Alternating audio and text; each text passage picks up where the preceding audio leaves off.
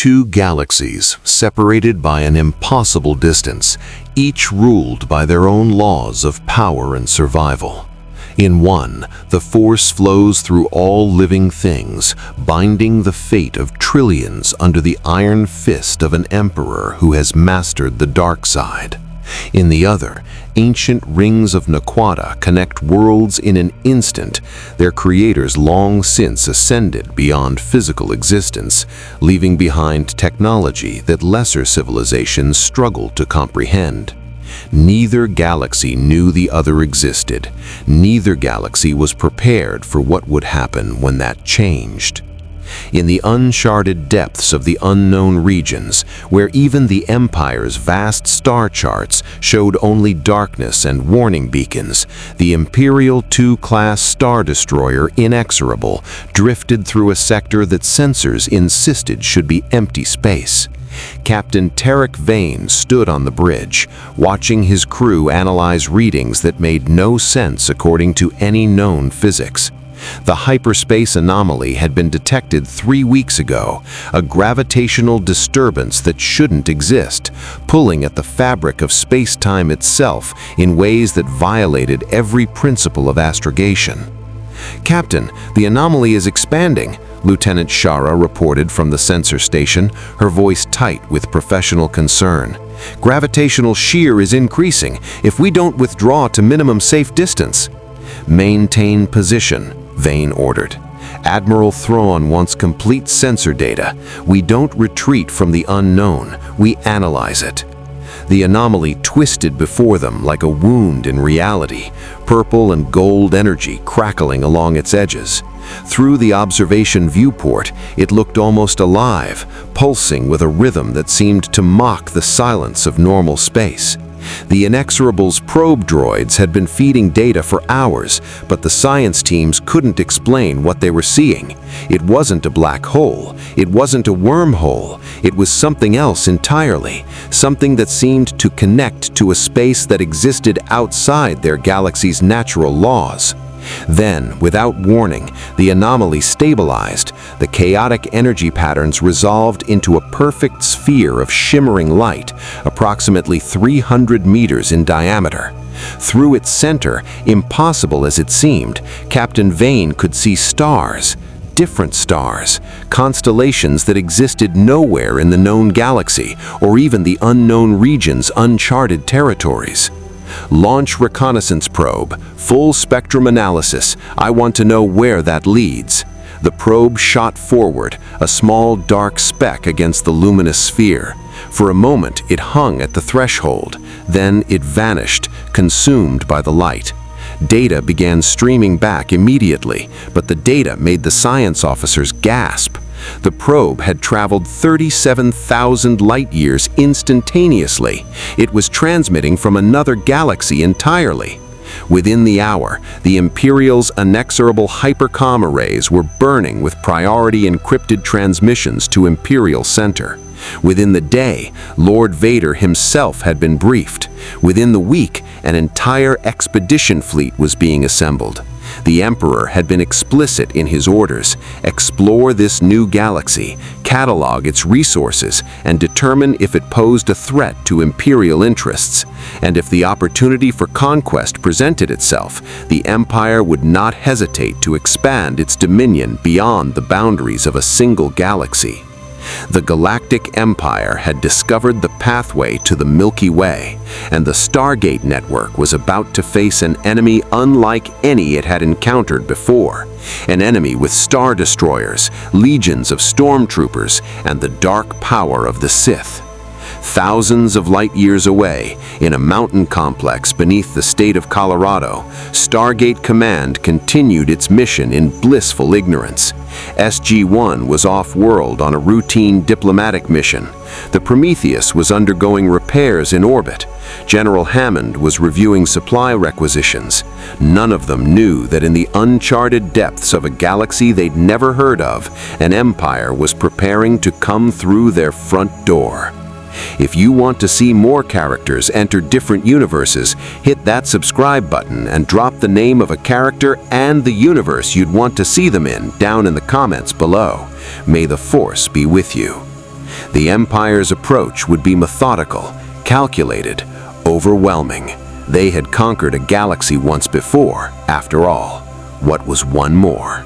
The planet's designation in the Empire's initial survey was UV7743, but the Stargate address catalog stored in the ancient database of Atlantis, a database the Empire knew nothing about yet, called it P3X774. It was unremarkable by most standards: pre-industrial civilization, agrarian settlements, no apparent strategic value. The ruins scattered across its northern continent suggested a more advanced culture had once flourished here, but now only primitive villages remained, their inhabitants barely capable of metalworking. It was also the site of an active Stargate, and that made it invaluable. The Imperial probe had identified dozens of the strange ring devices across multiple worlds, but this planet had been chosen for first contact because its population posed minimal threat. The Empire's strategists, working from Lord Vader's personal command ship, Executor, had spent weeks analyzing the probe data. The rings, Stargates, according to fragmentary translations of symbols found near several gates, appeared to be a transportation network of staggering scope. Thousands of worlds connected by devices that required no fuel, no hyperspace calculations, no travel time. A civilization could move entire armies across a galaxy in seconds. The Emperor wanted this technology. Lord Vader would ensure he got it. Major Kel Rendar stood in the troop deployment bay of the Imperial assault ship Subjugator, watching his stormtroopers perform final equipment checks. 2 companies, 288 soldiers, along with 6 AT-ST walkers, 4 Imperial probe droids, and a complement of specialists, including scientists, linguists, and intelligence officers. Overkill for a primitive planet, perhaps, but the Major had learned long ago that overwhelming force prevented casualties. The natives would see the Empire's might and submit without resistance. That was the theory, anyway. "All units, report status," Rendar ordered through his comlink. The responses came back crisp and professional. His troops were ready. The science team was eager. And somewhere in the command section of the ship, he knew, an Inquisitor was waiting. The Emperor had attached one to the expedition, the 5th brother, a hulking Powin whose presence made even veteran stormtroopers nervous. Rendar had been told the Inquisitor's purpose was to sense any Force-sensitive individuals in this new galaxy, but he suspected the real reason was simpler. The Emperor trusted no one, and the Inquisitor was here to ensure complete loyalty.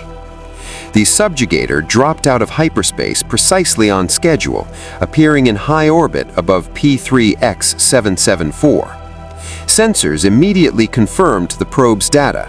1 major settlement near the Stargate, population approximately 400, no electromagnetic signatures suggesting advanced technology, no orbital defenses or spacecraft. Perfect. "Begin deployment," Captain Yvette Dane commanded from the bridge. "Major Rendar, you are clear for planetary insertion." The assault ship's massive hangar doors opened to the void, and 6 Imperial dropships launched in formation, their hulls gleaming white against the planet's blue-green atmosphere. They descended rapidly, retro thrusters firing as they approached the designated landing zone, a clearing 300 meters from the Stargate itself. What neither the probe nor the orbital sensors had detected was the presence of SG-7, an off-world team from Earth's Stargate Command, conducting a routine archaeological survey. Major Paul Davis commanded the 4-person team. Himself, Dr. Susan Weintraub, archaeologist, Dr. Mehta, linguist, and Sergeant Billings, security. They'd been on P3X774 for 6 days, cataloging the ruins and attempting to establish friendly relations with the locals. The mission had been peaceful, productive, and entirely unremarkable. Until the sky started screaming.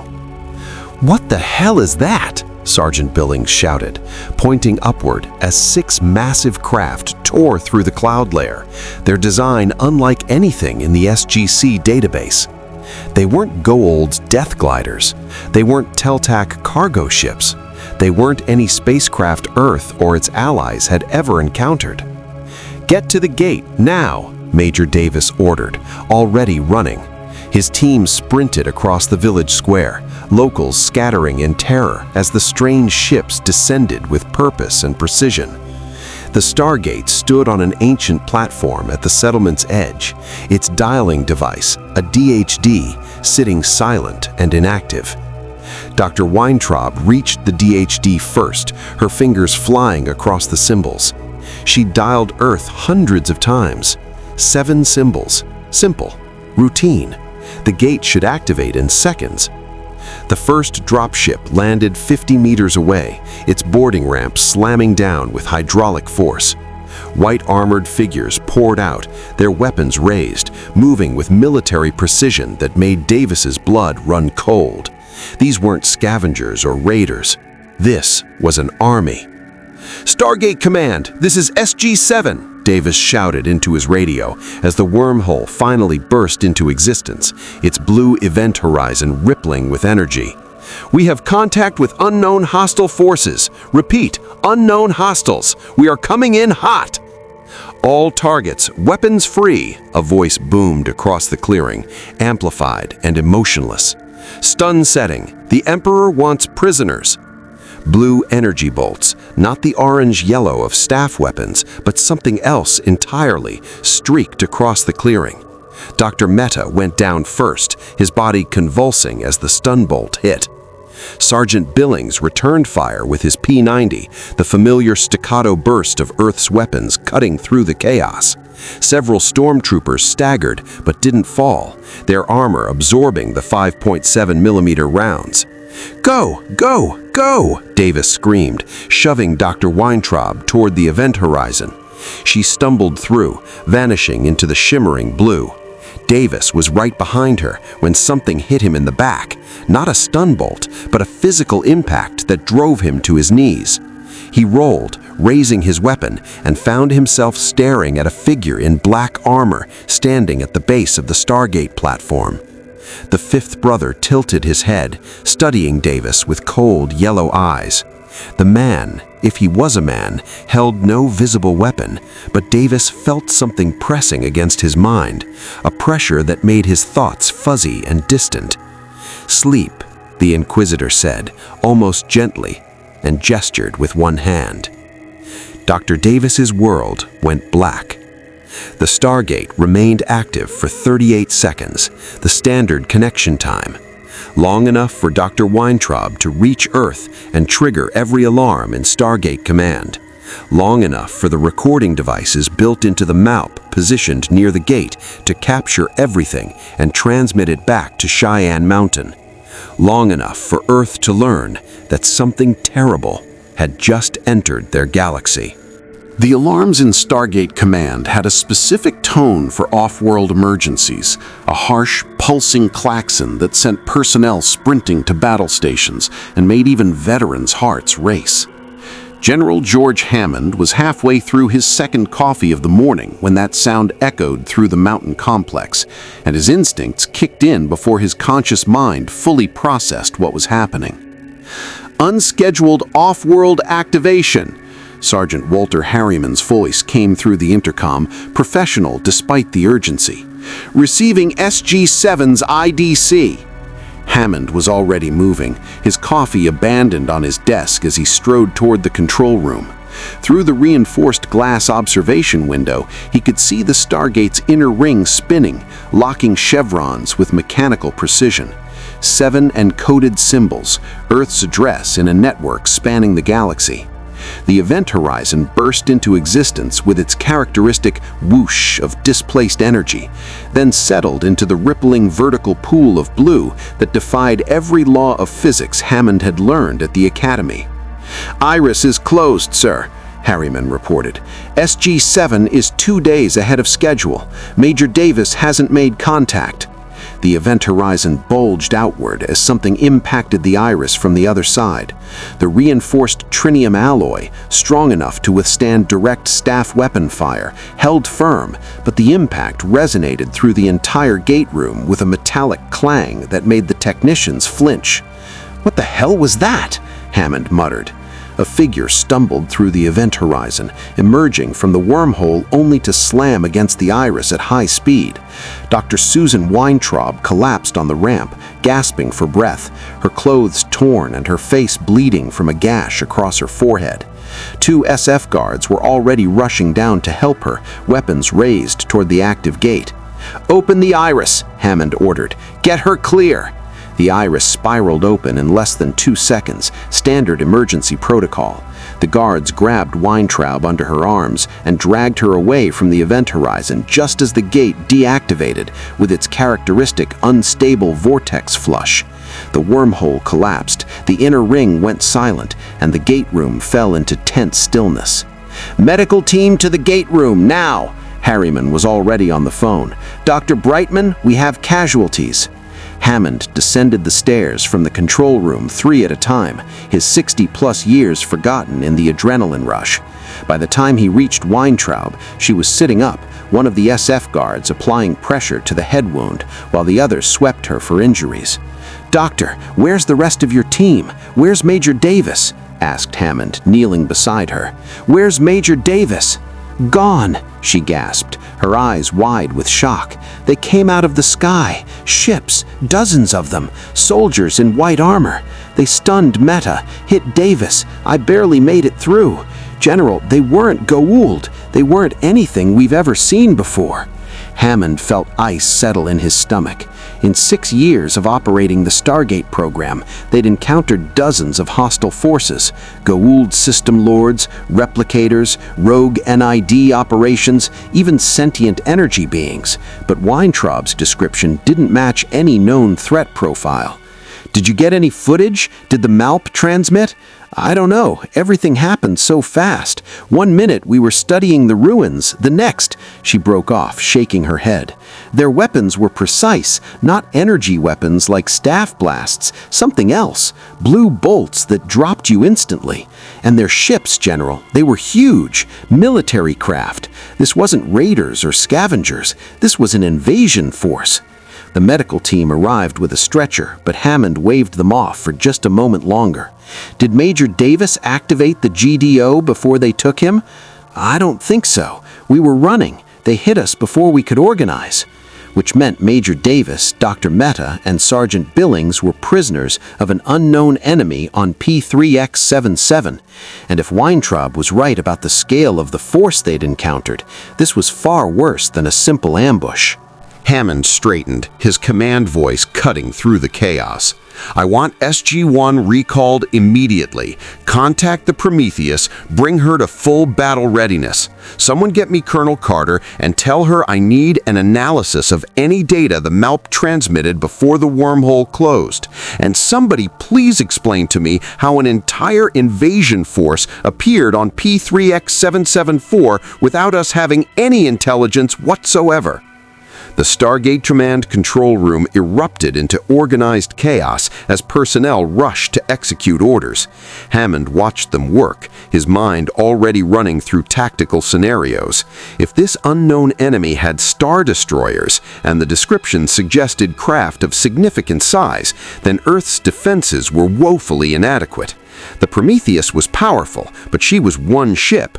Earth had F-302 fighters, but how many could they scramble in time?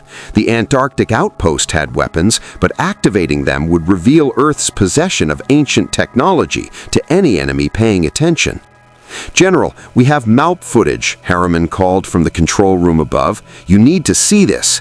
Hammond took the stairs back up, Weintraub being carried to the infirmary behind him.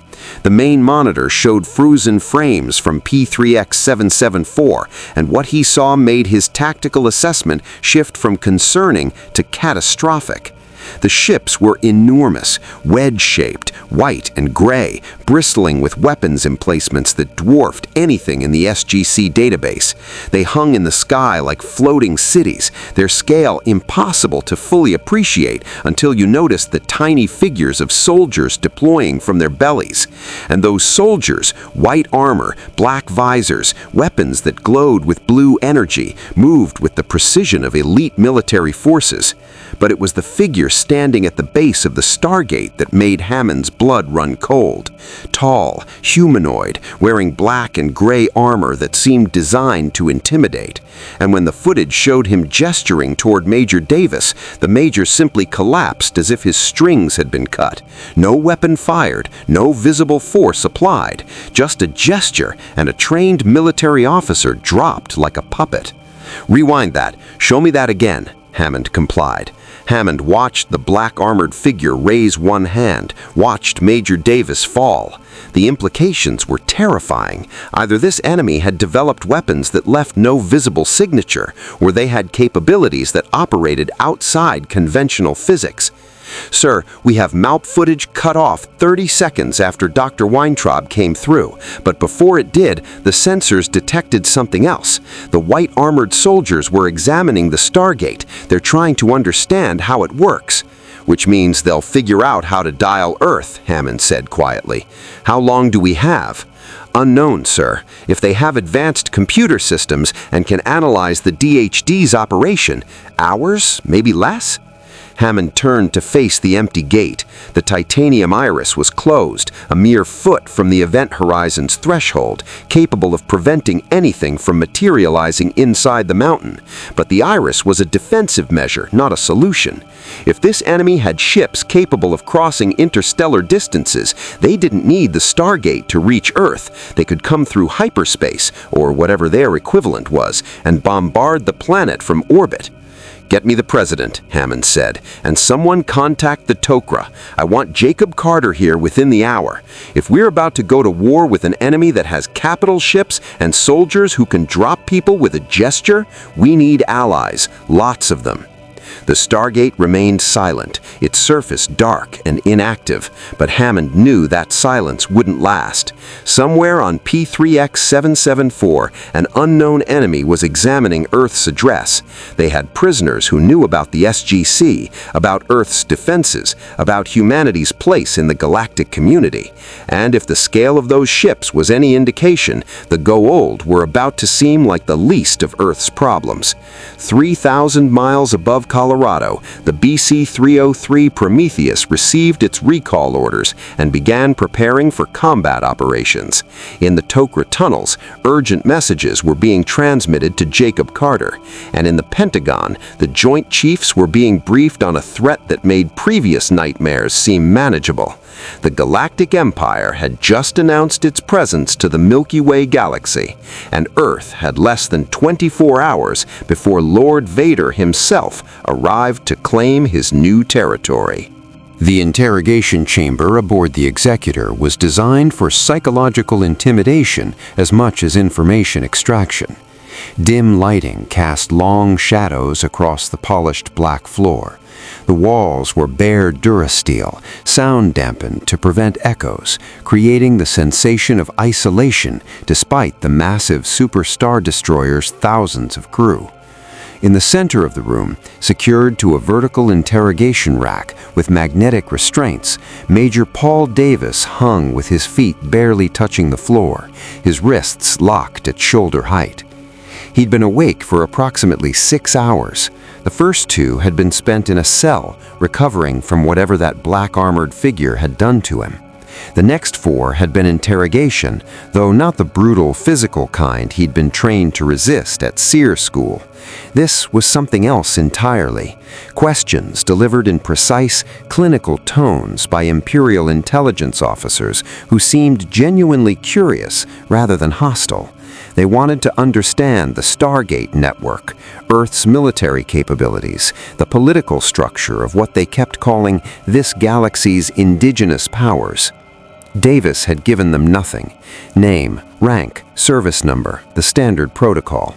His interrogators had seemed almost disappointed, as if they'd expected more cooperation. Now, 6 hours in, they'd apparently decided to escalate. The door hissed open with a pneumatic sigh, and Davis felt the temperature in the room drop several degrees.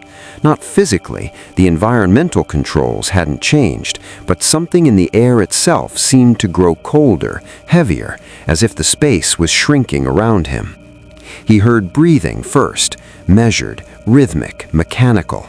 Then came the footsteps, each one deliberate and heavy with purpose. Lord Vader entered the interrogation chamber like a walking nightmare. Davis had faced Goa'uld system lords before. He'd stared down Jaffa warriors in full armor, been threatened by Apophis himself during the early days of the Stargate program. He'd thought he understood intimidation, understood the psychology of power displays meant to break a prisoner's will. He'd been wrong. Vader stood 7 feet tall in his black armor, his cape settling around him like folded wings. The helmet, a glossy black mask with triangular eye lenses and a respirator grill, turned toward Davis with mechanical precision. The breathing apparatus cycled, inhale, exhale, steady and inexorable as a countdown to execution. "Davis." Vader's voice resonated through the chamber, deep and distorted by the mask's vocabulator. It wasn't a question, it was a statement of fact, delivered with absolute certainty. "United States Air Force, assigned to a military installation you call Stargate Command. You have traveled through the ring devices to over 40 worlds in this galaxy." Davis said nothing. His seer training was screaming at him to stay silent, give nothing, maintain the basic resistance protocols. But looking at this black-armored figure, Davis felt something his training had never prepared him for: absolute certainty that resistance was pointless. "Your silence is noted," Vader continued, moving closer with slow, measured steps, "and expected. Your military has taught you to resist interrogation, but you have never faced a Sith Lord, Major Davis. You have never felt the power of the dark side of the Force." "I don't know what you're talking about," Davis managed, his voice steadier than he'd expected. "I'm just a soldier following orders. Whatever you want to know about Earth's defenses, I can't help you." "Cannot or will not." Vader stopped 3 feet away, his presence filling the room like a physical weight. "Then lies the irrelevant distinction. You will tell me everything I wish to know. The only variable is how much discomfort you will experience before you comply." Vader raised one gloved hand, fingers extended toward Davis's face, and suddenly Davis felt it, a pressure inside his skull, not painful but invasive, like someone was sorting through his thoughts with casual disregard for his consent. Memories flickered unbidden. The Stargate activating for the first time, Colonel O'Neill's team returning from Abydos, briefings about system lords and Tok'ra operatives, tactical assessments of Earth's orbital defenses. "The Goa'uld," Davis said, and realized with horror that the Sith Lord was reading these memories as they surfaced. "Parasitic entities claiming divinity, primitive Force imposters wielding stolen technology. Your species has been fighting them for 6 of your years." Davis tried to push back, tried to think of anything else, but the pressure intensified. It felt like his skull was being slowly compressed from the inside. Not quite pain, but the promise of pain, the certainty that if he continued to resist, something would break. "You possess a ship, the Prometheus, Earth-built, incorporating technologies reverse-engineered from crashed vessels. Asgard allies provided key systems. You consider it your first true warship." "Stop!" Davis gasped. "Get out of my head!" I have barely begun. Vader closed his hand slightly, and the pressure increased. Now it was pain, sharp, focused, like needles of ice being driven through Davis's temples. The Tok'ra, a rebel faction of Goa'uld who claim to oppose their System Lord cousins. Your father, Colonel Jacob Carter, serves with them now, merged with a Tok'ra symbiote named Selmak. Fascinating. Your species has allied with the very parasites you claim to fight. Davis felt tears streaming down his face, not from emotion, but from the sheer physical strain of having his mind invaded. He tried to think of nothing, tried to empty his thoughts like meditation exercises he'd learned, but Vader was too strong, too experienced at this. Every defense Davis raised was brushed aside like cobwebs. "Earth's address," Vader said, and suddenly Davis felt his resistance crumbling completely. The 7 symbols that comprised Earth's point of origin in the Stargate network burned in his mind, bright and unavoidable. Point of origin, Taurus constellation. You call it the gate address. 28 symbols on the device, 7 required for connection, the final symbol unique to each world. "No," Davis whispered, but even as he said it, he knew it was too late. Vader had already taken what he needed. The pressure vanished instantly, leaving Davis gasping and dizzy.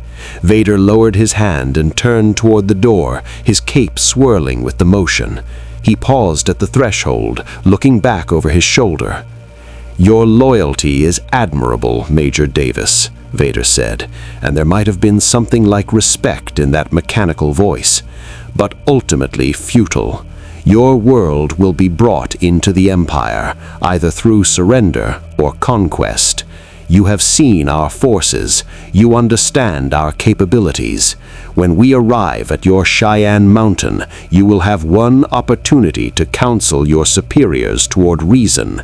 Resist, and your species will learn why the galaxy fears the Empire. "We've beaten bigger threats than you," Davis said, surprising himself with the defiance in his voice. "We've fought gods and won." Vader turned fully, his respirator cycling through several breaths before he responded. "Your gold suit lords are not gods, Major Davis. They are pretenders wielding technology they do not understand. The Empire conquered an entire galaxy through strategy, overwhelming force, and the power of the dark side. Your gods would kneel before Emperor Palpatine, or they would die." The door hissed shut behind him, leaving Davis alone in the interrogation chamber. The magnetic restraints released, and Davis collapsed to the floor, his legs unable to support his weight. He lay there, shaking, knowing with terrible certainty that Vader had taken everything. Earth's gate address, the layout of Stargate Command, tactical assessments of their defenses, even personal details about key personnel. In the command center of the Executor, Vader stood before a holographic display showing the Stargate network as the Empire had mapped it so far. Hundreds of addresses, thousands of potential worlds, all connected by ancient technology that predated even the Old Republic. The Empire's scientists had been studying the captured DHD for hours, but Vader's mental invasion of Major Davis had yielded far more useful intelligence than any amount of technological analysis. "Lord Vader," Captain Piet approached cautiously, datapad in hand. The interrogation yielded results. Earth's location is confirmed, as are the designations of their primary allies and enemies. Prepare the fleet for departure. We will arrive in this Sol system within 20 hours. Should we dispatch advance scouts, my lord? Probe the defenses before committing the main battle group? No. Vader's respirator cycled, a sound that every Imperial officer had learned to fear. The Emperor wishes to make a statement with our arrival. We will emerge from hyperspace with sufficient force to eliminate any possibility of effective resistance. 3 Star Destroyers, 8 support cruisers, 2 full legions of stormtroopers. They will see the Empire's might and understand the futility of opposition. Piet made a notation on his datapad. And the indigenous power structures? The Gold Suit Lords may view our presence as a territorial incursion. They will let them, Vader said dismissively. If these false gods wish to challenge the Empire, they will learn the same lesson as the Jedi Order. The Force is with us, Captain. The rest is merely inevitable. In another section of the Executor, Dr. Meta and Sergeant Billings sat in adjacent cells, aware of each other through the electromagnetic barrier separating them, but unable to communicate. They'd heard Davis screaming earlier, brief, quickly suppressed, but unmistakable. Now the ship's ambient hum had returned to normal, but both prisoners knew what that meant. The enemy had what they wanted, and Earth had less than a day to prepare for an invasion. Somewhere in deep space between P3X774 and Earth, the Imperial fleet assembled. Star Destroyers emerged from hyperspace in perfect formation, their wedge-shaped hulls bristling with turbo-laser batteries and TIE fighter launch bays. Support cruisers took up screening positions. Troop transports verified their cargo manifests, and at the center of it all, the Executor hung like a dark promise, its 18 kilometers of armor and weapons, more than enough to reduce a planet to molten slag. Lord Vader stood on the command bridge, watching the stars stream past as the fleet prepared for the jump to hyperspace. Somewhere in this galaxy, an enemy called the Gold Suit Lords claimed divinity and ruled through fear. Somewhere, a species called the Asgard possessed weapons of terrible power. And somewhere, a small blue world called Earth operated a facility called Stargate Command, believing themselves capable of resisting the inevitable. They would all learn. The Empire had come to the Milky Way, and nothing, not ancient technology, not false gods, not alliances of the desperate, would stand in its way. The fleet jumped to hyperspace, and the countdown to Earth's invasion began. The briefing room, 3 levels below Cheyenne Mountain's main command center, had been designed for worst-case scenarios: NBC warfare, alien invasions, catastrophic system failures. General Hammond had never imagined he'd be using it to brief Earth's leadership on an enemy that made the Goa'uld look manageable by comparison. The room was packed. Joint Chiefs via secure video conference, representatives from the IOA, Colonel Jack O'Neill and his team freshly recalled from P4X639, and Jacob Carter, who'd arrived through the Stargate less than an hour ago, his Tok'ra symbiote Selmak lending an alien presence to the tense atmosphere. "Let me make sure I understand this correctly," General Vadrine said from the video screen, his face tight with controlled anger. "An unknown hostile force has captured 3 of our people, extracted classified information under interrogation, and is now preparing to invade Earth. And we have less than 20 hours to mount a defense?" "That's the assessment, sir," Hammond confirmed. He gestured to the main display, where frozen frames from the P3X774 MALP footage showed the Imperial dropships and their stormtrooper deployments. "Based on Dr. Weintraub's testimony and the visual evidence, we're facing a military force with technological capabilities that exceed anything we've encountered. Their ships are massive, multiple kilometers in length according to our best estimates. Their soldiers deploy with precision and overwhelming numbers, and they have at least one individual capable of telepathic or psychokinetic abilities." Colonel Carter stepped forward, her laptop connected to the briefing room's display system. "I've been analyzing the electromagnetic signatures from the MALP data. Their ships generate power readings that are off our scale. We're talking gigawatts, possibly terawatts. The energy weapons their soldiers carry don't match any known profile. They're not plasma-based like staff weapons, and they're not particle beams like Asgard weapons. Whatever they're using, it's efficient and precise. Which means the Prometheus can't fight them, O'Neill said, flatly. It wasn't a question. The Prometheus is a fine ship, Carter replied carefully, but against multiple capital vessels of that size, we'd be outgunned 10-1, maybe worse, and that's assuming their weapons technology isn't significantly more advanced than ours. Jacob Carter, or more accurately, Selmac, speaking through Jacob's body with the distinctive doubled voice of a Tok'ra symbiote, leaned forward in his chair. The Tok'ra High Council has reviewed the footage you transmitted. We have never encountered this species or their technology in 10,000 years of operating throughout this galaxy.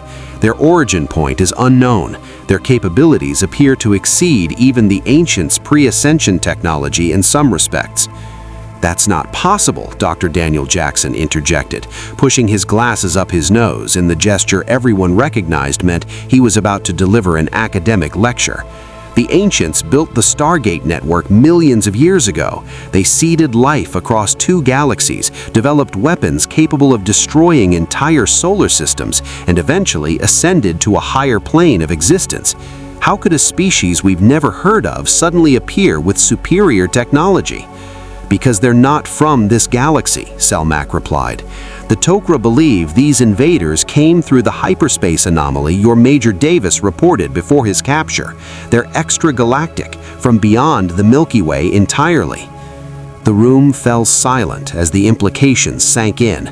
Hammond had commanded Stargate Command through 6 years of crises, but every previous threat had been local. Goa'uld, replicators, rogue NID operations. Even the Asgard's war with the replicators had been contained to known space. An extragalactic invasion was unprecedented. "So what do we do?" O'Neill asked, his tone carrying the weight of a man who'd faced impossible odds before and survived through luck, skill, and sheer stubbornness. "We can't evacuate Earth. We can't hide 7 billion people. And if Hammond's right about the timeline, we've got maybe 18 hours before they show up in orbit." "We fight," Hammond said simply. "We mobilize every asset we have. The Prometheus, the F-302 squadrons, the Antarctic outposts' drone weapons. We contact our allies, the Tok'ra, the Free Jaffa, maybe even try to get the Asgard involved, despite their replicator problems." "The Asgard are fully committed to their home galaxy," Selmac said regretfully. "Thor made it clear during our last contact that they cannot spare resources from Milky Way conflicts until the replicator threat is neutralized. We are on our own." Teal'c, who'd been silent throughout the briefing, finally spoke. His deep voice carried the authority of a warrior who'd served as first prime to Apophis before joining the Tauri. "I have contacted Braytak and the Free Jaffa leadership. They are assembling what ships they can spare, but the Hatak vessels are scattered across multiple systems supporting recently liberated worlds. Even if they commit their entire fleet, we would have perhaps 12 motherships. Against the forces you describe, General Hammond, this may prove insufficient." "Insufficient is an understatement," Carter said, pulling up comparative analyses on the display. "A standard Hatak is about 700 meters long, with maybe a dozen heavy staff cannons and a complement of death gliders. The smallest ship we saw in the P3X774 footage was easily a kilometer long, and the largest was—" She paused, double-checking her calculations. "Conservatively 5 kilometers. That's not a warship, that's a mobile weapons platform." O'Neill rubbed his face tiredly. "Okay, so conventional warfare is out. What about the Antarctic outpost? Those drone weapons took out Anubis's fleet pretty effectively." "The outpost has approximately 50 drones remaining," Hammond replied. "Dr. Weir is coordinating with the science team to get the chair interface operational, but we don't have a ZPM. Without a zero-point module powering the outpost, we can fire maybe a dozen drones before the ancient generators run dry. After that, we're down to conventional weapons. Then we need a ZPM. What about Atlantis? They found the city, right? The expedition team should have access to ancient technology that could help. Selmac shook Jacob's head. The Atlantis expedition lost contact with Earth 3 weeks ago. Their ZPM was depleted during the journey to the Pegasus galaxy, and they're currently trying to survive in a city that's barely functional. Even if we could reach them, which we can't without opening the wormhole, they have no resources to spare.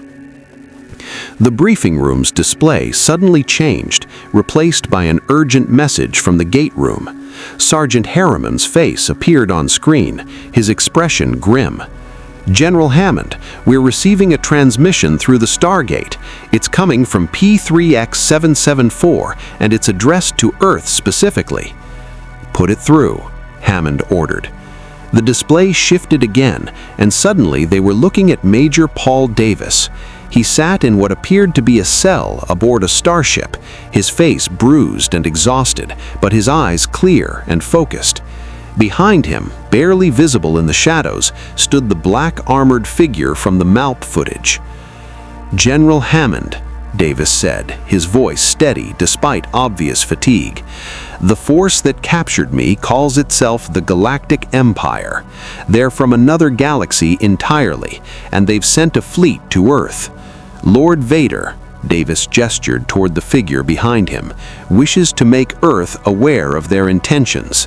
The black-armored figure stepped forward into the light, and everyone in the briefing room felt the same visceral reaction Dr. Weintraub had experienced.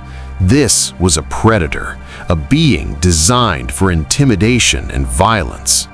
When he spoke, his voice resonated through the speakers with mechanical precision. "People of Earth, I am Lord Vader, Dark Lord of the Sith, and Supreme Commander of the Emperor's forces in this galaxy.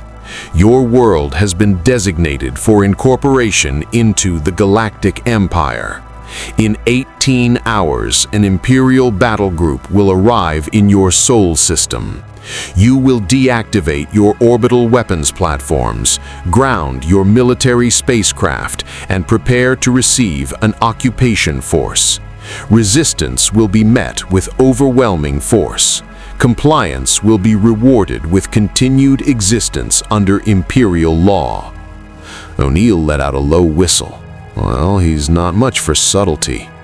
"You have defended your world against primitive pretenders calling themselves gods," Vader continued. "You have acquired technologies beyond your species' natural development through theft and reverse engineering.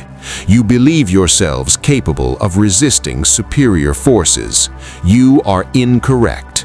The Empire has conquered an entire galaxy. Your Goa'uld, your replicators, your ancient weapons, all are insignificant compared to the power of the dark side of the Force." The transmission ended abruptly, leaving the briefing room in stunned silence. Hammond was the first to recover, his command instincts overriding shock. "Opinions?" "He's trying to intimidate us into surrendering without a fight. Classic psychological warfare. Make the enemy believe resistance is futile so they give up before you have to commit resources to actually defeating them." "It's more than that," Selmac said, his doubled voice thoughtful. "That creature, Vader, genuinely believes everything he said. The Tok'ra have encountered many species across the galaxy, but we've never seen anything like him. The way he moved, the presence he projected, this is not a being who makes empty threats." Teal'c nodded slowly. "I have faced many Goa'uld system lords. I have stood before Apophis, Cronus, and Anubis himself. None of them carried the certainty of victory that this Vader displayed. He does not believe the Empire will conquer Earth. He knows it as absolute fact." "Then we prove him wrong," O'Neill said, standing up from his chair. "Hammond, with your permission, SG-1 would like to volunteer for whatever insane plan we're about to come up with, because there's no way in hell we're surrendering Earth to Darth Vader and his Buckethead army." Hammond allowed himself a thin smile. "I wouldn't expect anything less, Colonel. All right, people, we have 18 hours to prepare Earth's defense against an extragalactic invasion force. Carter, I want every weapon system we have operational and coordinated. Daniel, dig through every ancient database we've captured and find me something, anything that might give us an edge. Teal'c, work with Braytak to position the Free Jaffa fleet for maximum effectiveness. Jacob, the Tok'ra need to start evacuating critical personnel through the gate in case Earth falls. And me? O'Neill asked. You're going to the Antarctic outpost with Dr. Weir. If we're going to use those drone weapons, I need someone in that chair who can think tactically under pressure. You've interfaced with ancient technology before. Let's hope that's enough. As the briefing room emptied and personnel rushed to their assignments, Hammond remained behind, staring at the frozen image of Lord Vader on the display. Somewhere in deep space, an Imperial fleet was bearing down on Earth with overwhelming force. The Prometheus was being armed and crewed. F-302 squadrons were running pre-flight checks.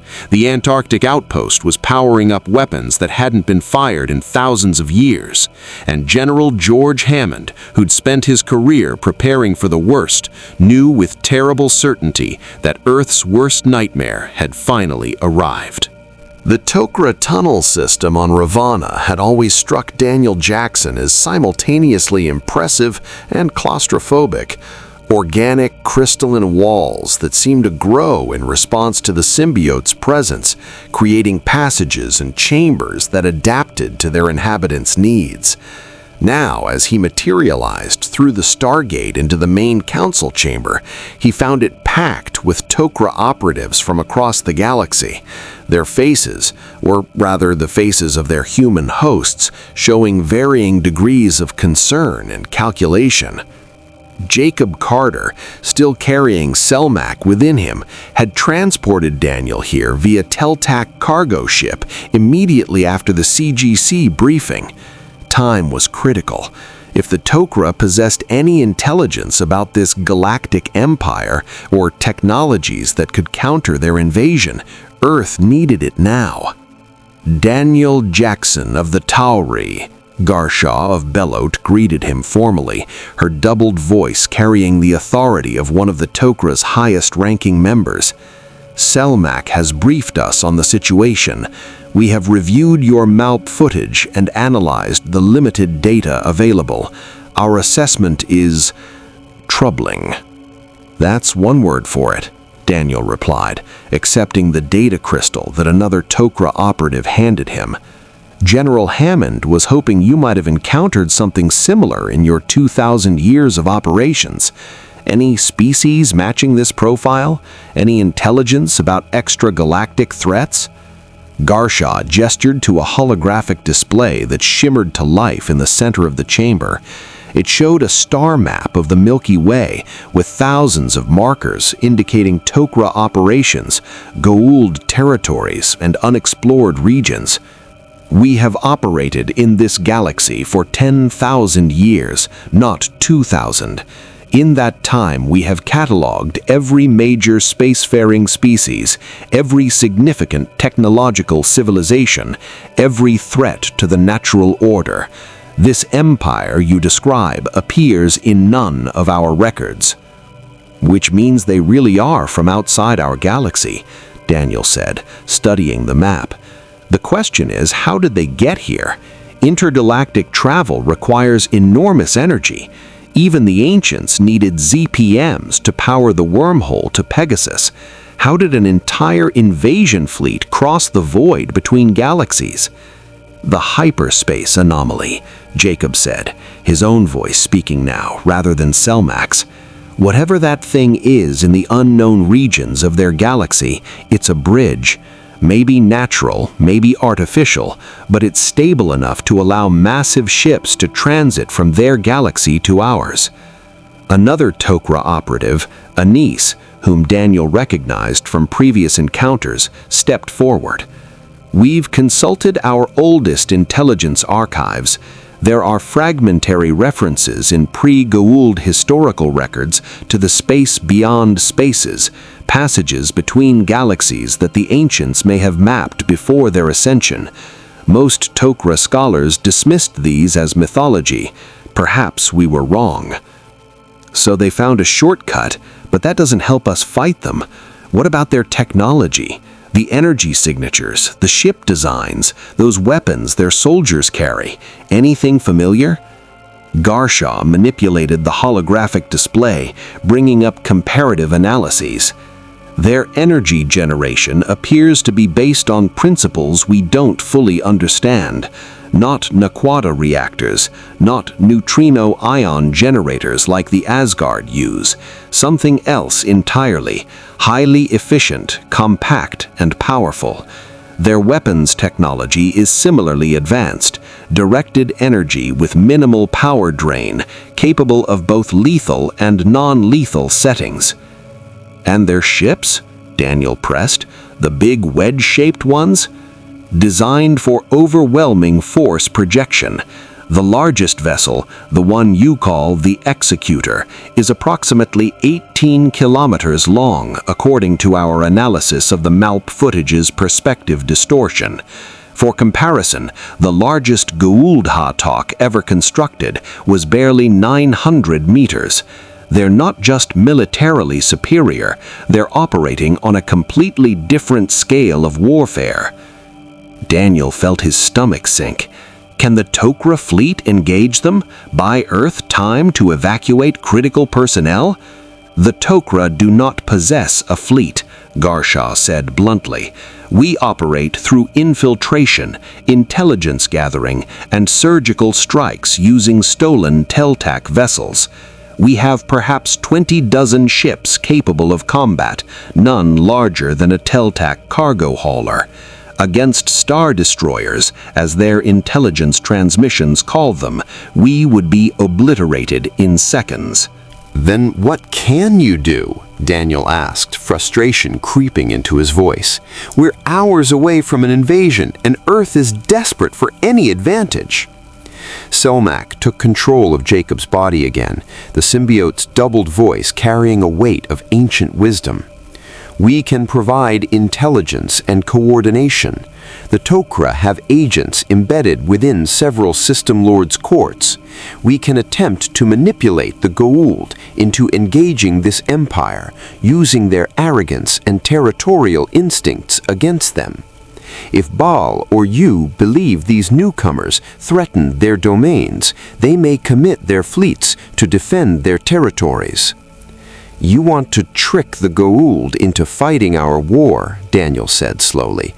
Use them as cannon fodder while Earth prepares more permanent defenses. It is not ideal, Garshaw admitted, but the Tok'ra learned long ago that survival often requires making alliances with distasteful partners.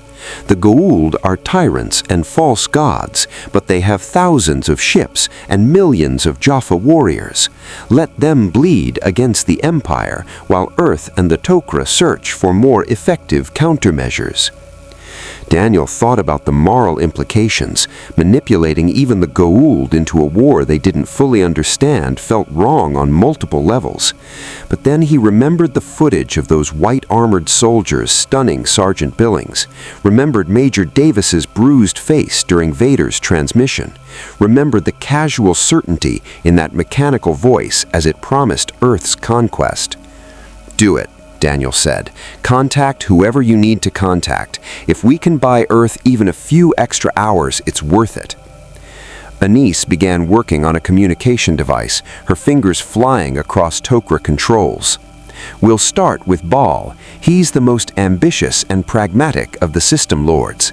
If we suggest that this empire represents an opportunity to acquire new technology rather than just a threat, he'll mobilize his fleet for reconnaissance at minimum. And you? Jacob asked. The oldest System Lord might have historical knowledge we lack. Yu is in one of his senility cycles. His symbiote is failing, but his first prime, Oshu, is competent and might be convinced to investigate. We'll send coded messages to our operatives in both courts immediately.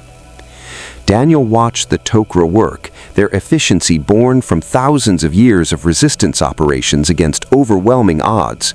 But even as they coordinated their intelligence networks, he couldn't shake the feeling that they were simply rearranging deck chairs on the Titanic. The Empire wasn't coming to negotiate. They weren't interested in diplomacy or territorial agreements. Lord Vader had made that perfectly clear. Submit or be conquered. "There's something else," Daniel said suddenly, a thought crystallizing. Vader mentioned the dark side of the Force. That individual we saw in the footage, the one who gestured and dropped Major Davis, he wasn't using technology. That was something else. Something like the powers the gold pretend to have? Selmak finished. Yes, we noticed. The Tok'ra believed this force may be related to capabilities the ancients possessed before they relied entirely on technology. Telekinesis, telepathy, precognition, all documented in ancient texts but considered too unreliable for serious application. "So they're psychic," Daniel said. "Great! We're being invaded by psychic space Nazis with star destroyers. This just keeps getting better." "There may be hope," Anise said, looking up from her communication device. "If this force is similar to ancient mental disciplines, then the knowledge stored in the ancient outpost in Antarctica might contain countermeasures. The ancients were paranoid about mental intrusion. They built shields into their genetic therapy technology, defenses against telepathic attack. Which means Jack might be protected when he interfaces with the chair. The ancient gene therapy he received could shield his mind from whatever Vader did to Davis." Possibly, Garshaw cautioned, but do not rely on speculation. The Tauri must prepare for the worst-case scenario, that this empire can simply overwhelm you through superior numbers and firepower, regardless of any force abilities their commanders possess. A Tok'ra runner entered the chamber, breathless with urgency. "Garsha, we're receiving distress signals from multiple Free Jaffa settlements. Ships matching the Imperial profile have been detected in the Kalana sector, 7 light-years from Earth. They're interrogating local populations, searching for information about Earth's allies and defenses." Daniel felt ice in his veins. "They're not coming straight to Earth. They're gathering intelligence first, hitting our allies to understand our support network." "Which means Bratak and the Free Jaffa fleet are already at risk," Jacob said grimly. "If the Empire knows about the Hatak motherships assembling near P3X888, they might strike there first to eliminate Earth's reinforcements before they can consolidate." "Get me back to the SGC," Daniel ordered. "Hammond needs to know the Imperial fleet is already in the neighborhood. We might have even less time than we thought."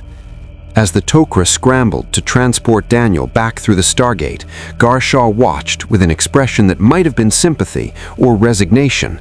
With symbiotes, it was always hard to tell. "Daniel Jackson, the Tok'ra will do everything in our power to support Earth in this conflict.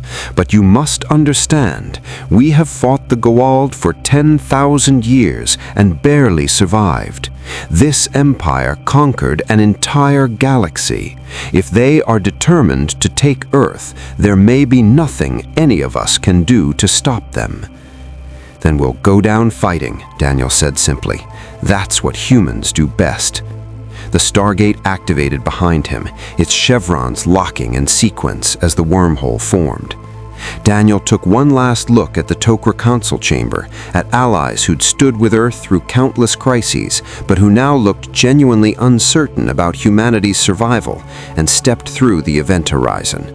7 light-years away, Imperial probe droids were transmitting coordinates to the Executor. Lord Vader studied holographic displays showing Free Jaffa settlements, Tok'ra bases, and the locations of known Goa'uld System Lord territories.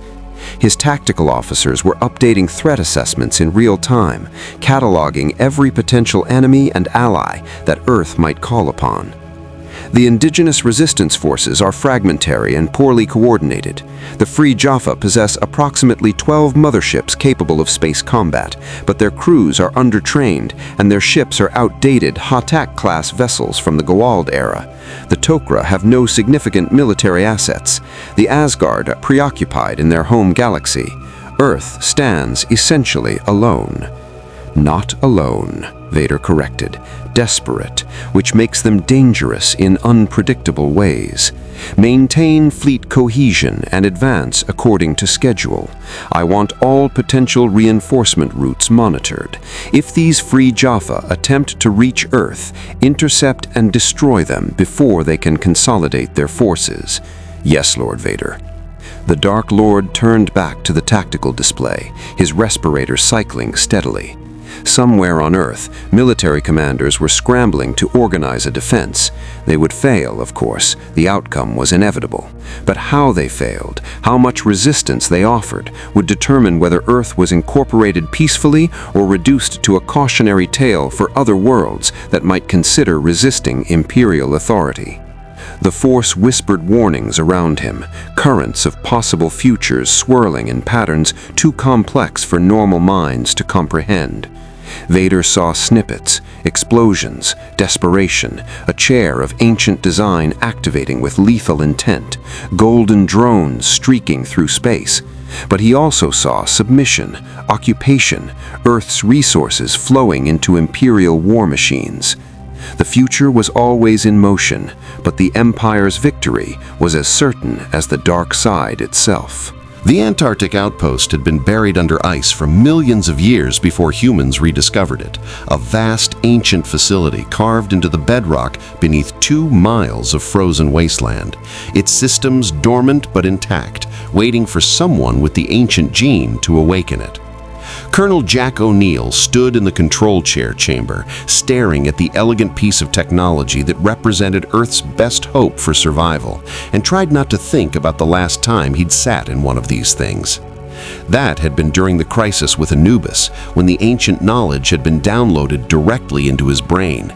He'd saved Earth by destroying Anubis's fleet with the outpost's drone weapons, but the experience had nearly killed him. The information overload had been so severe that only the Asgard's intervention had prevented permanent brain damage. Now, less than a year later, he was being asked to do it again. The good news, Dr. Elizabeth Weir said, reviewing data on her tablet, is that this time you're not downloading the ancient database. You're just interfacing with the weapons system. The chair reads your intentions and translates them into drone targeting solutions. It's intuitive, not invasive. Comforting, O'Neill replied dryly. And the bad news? We have 53 drones remaining in the launch tubes. Without a ZPM, the outpost's power generators can sustain maybe 15 launches before they need time to recharge. After that, we're looking at 1 drone every 3 to 4 minutes until the generators fail completely. O'Neill did the math quickly. 15 drones at full power, maybe another 20 at reduced capacity before the system went offline. 35 shots total to stop an invasion force that Hammond's briefing had estimated at 3 Star Destroyers, 8 cruisers, and dozens of support craft. The math didn't work in Earth's favor. What about the Prometheus? O'Neill asked. Can she buy us time to recharge between volleys? Colonel Pendergast is positioning her in high orbit with the F-302 squadrons, Weir replied. But Carter's analysis suggests the Prometheus will last maybe 10 minutes against even 1 Star Destroyer, if they have the firepower we think they do. The 302s are even more outmatched. Their railguns might scratch Imperial armor, but against ships that size, they're basically gnats attacking an elephant.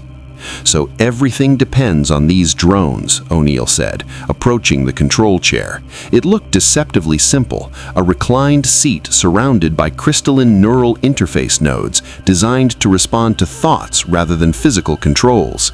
Ancient technology was elegant that way, and terrifying, because once you sat down and activated it, your mind became the weapon's guidance system.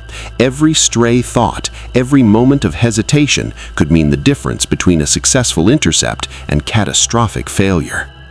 Jack, Weir said quietly, and her use of his first name made him look at her seriously. "I know what happened last time you interfaced with ancient tech. I know it nearly killed you. If you don't want to do this, nobody will judge you. We can find someone else with the ATA gene. Train them."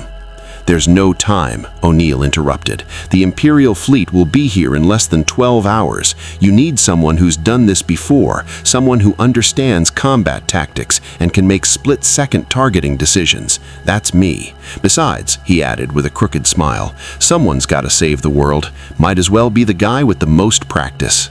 Weir smiled despite the tension.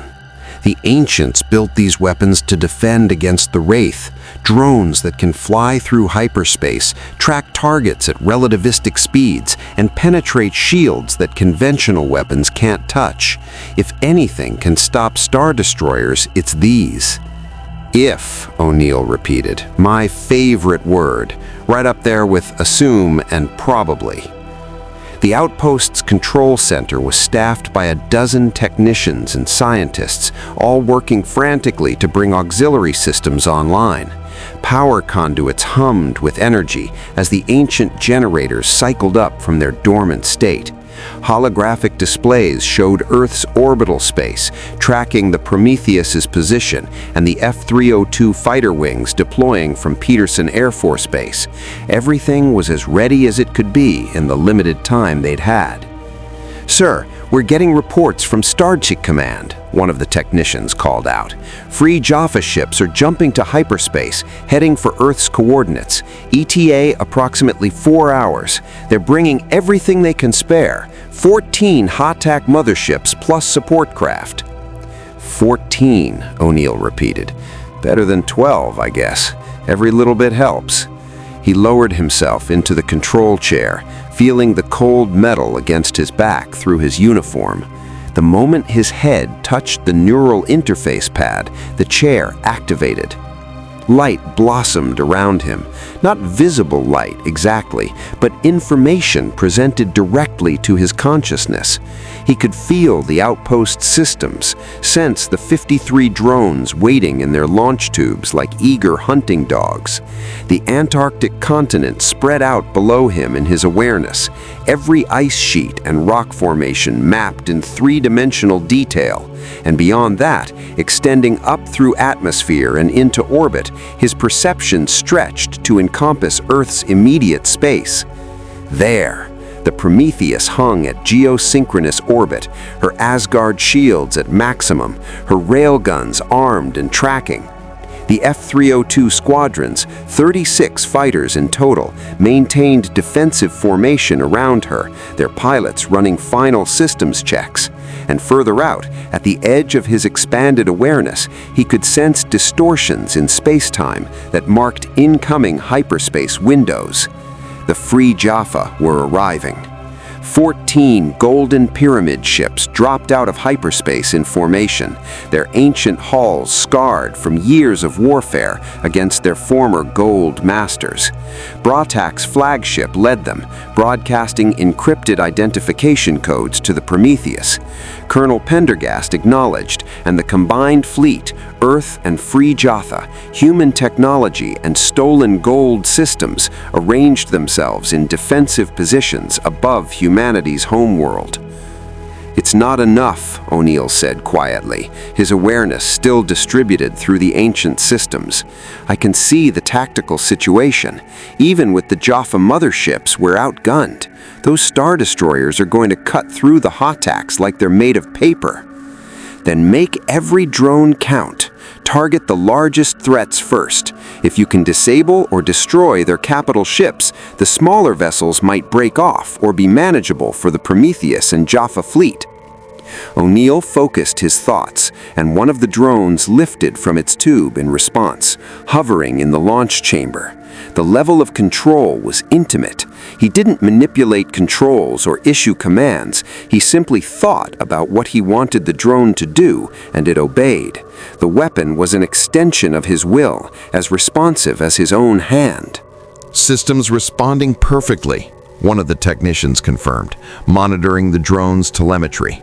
"Neural interface is stable.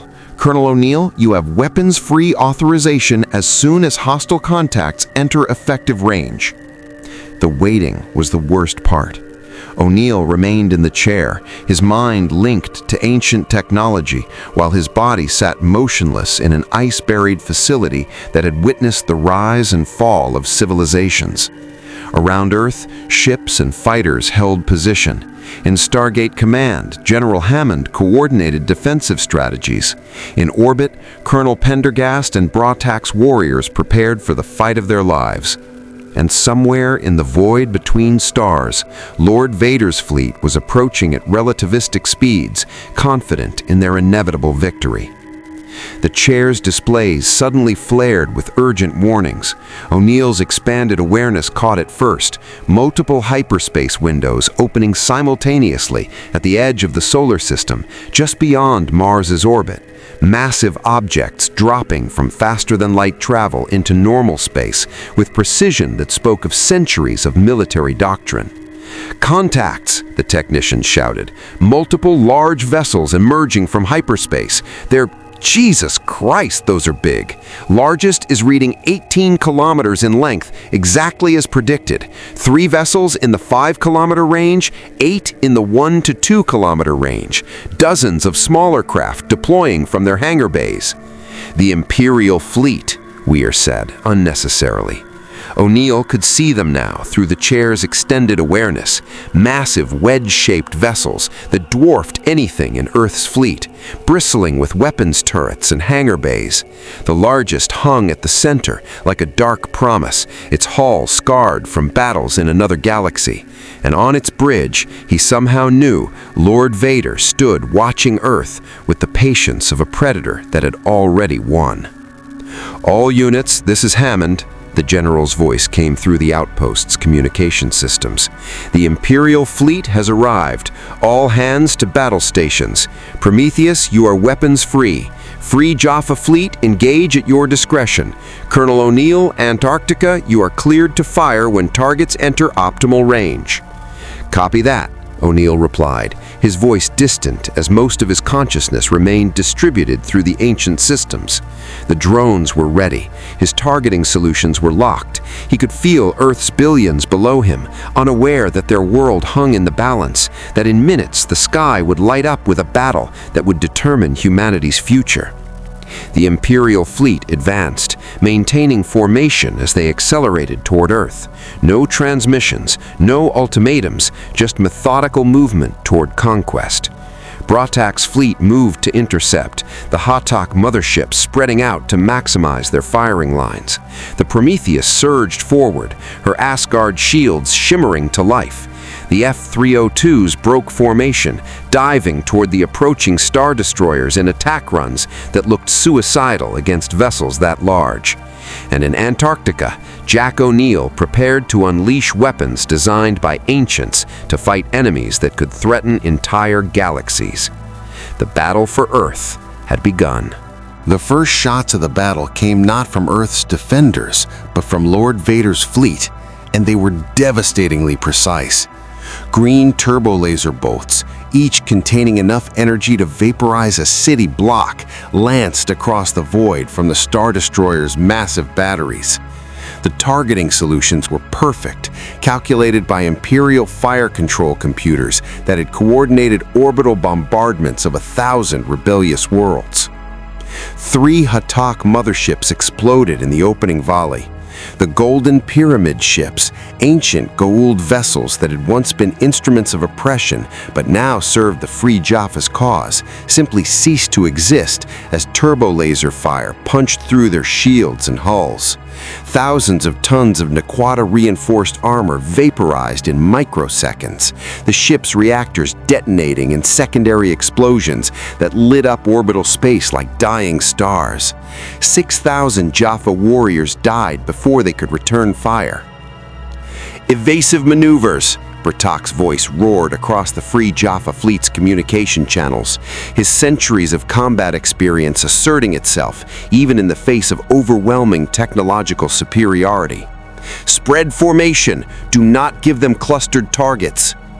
The remaining 11 Hatak scattered, their sublight engines burning at maximum as they tried to complicate the Imperial targeting solutions. Staff cannons began firing, orange, gold energy bolts that had terrorized primitive worlds for millennia. Against the Star Destroyer's shields, they might as well have been throwing rocks at armored tanks. The bolts splashed harmlessly against invisible barriers, absorbed and dissipated without even scorching the Imperial hull plating. "This is Prometheus Actual," Colonel Pendergast's voice cut through the chaos with professional calm despite the horror unfolding around him. "All railguns fire for effect. Target the lead Star Destroyer's shield generators. Maybe we can punch through if we concentrate fire." The Prometheus's Asgard-designed railguns spoke with electromagnetic fury, accelerating tungsten carbide penetrators to a significant fraction of light speed.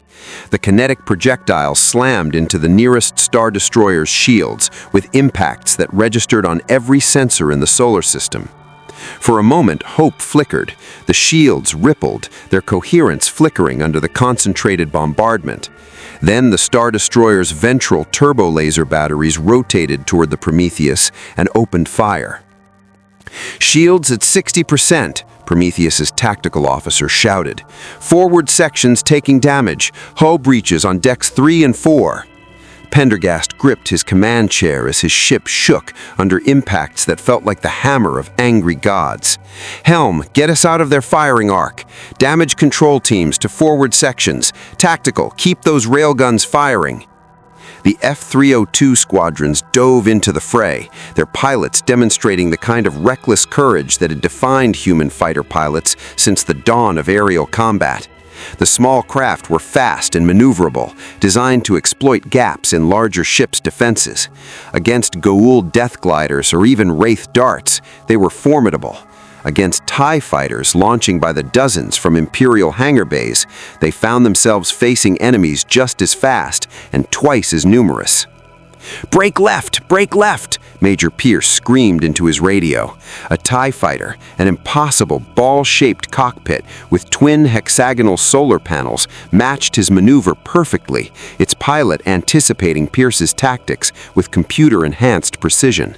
More laser fire, and Pierce's wingman, Lieutenant Chen, exploded in a brief flash of orange flame that died instantly in the vacuum. "They're everywhere," another pilot shouted. "I count 50, no 60. Jesus, they just launched another wing." In Antarctica, Jack O'Neill watched the battle unfold through his connection to the ancient systems, his expanded awareness taking in every tragedy, every moment of heroism, every ship dying in fire.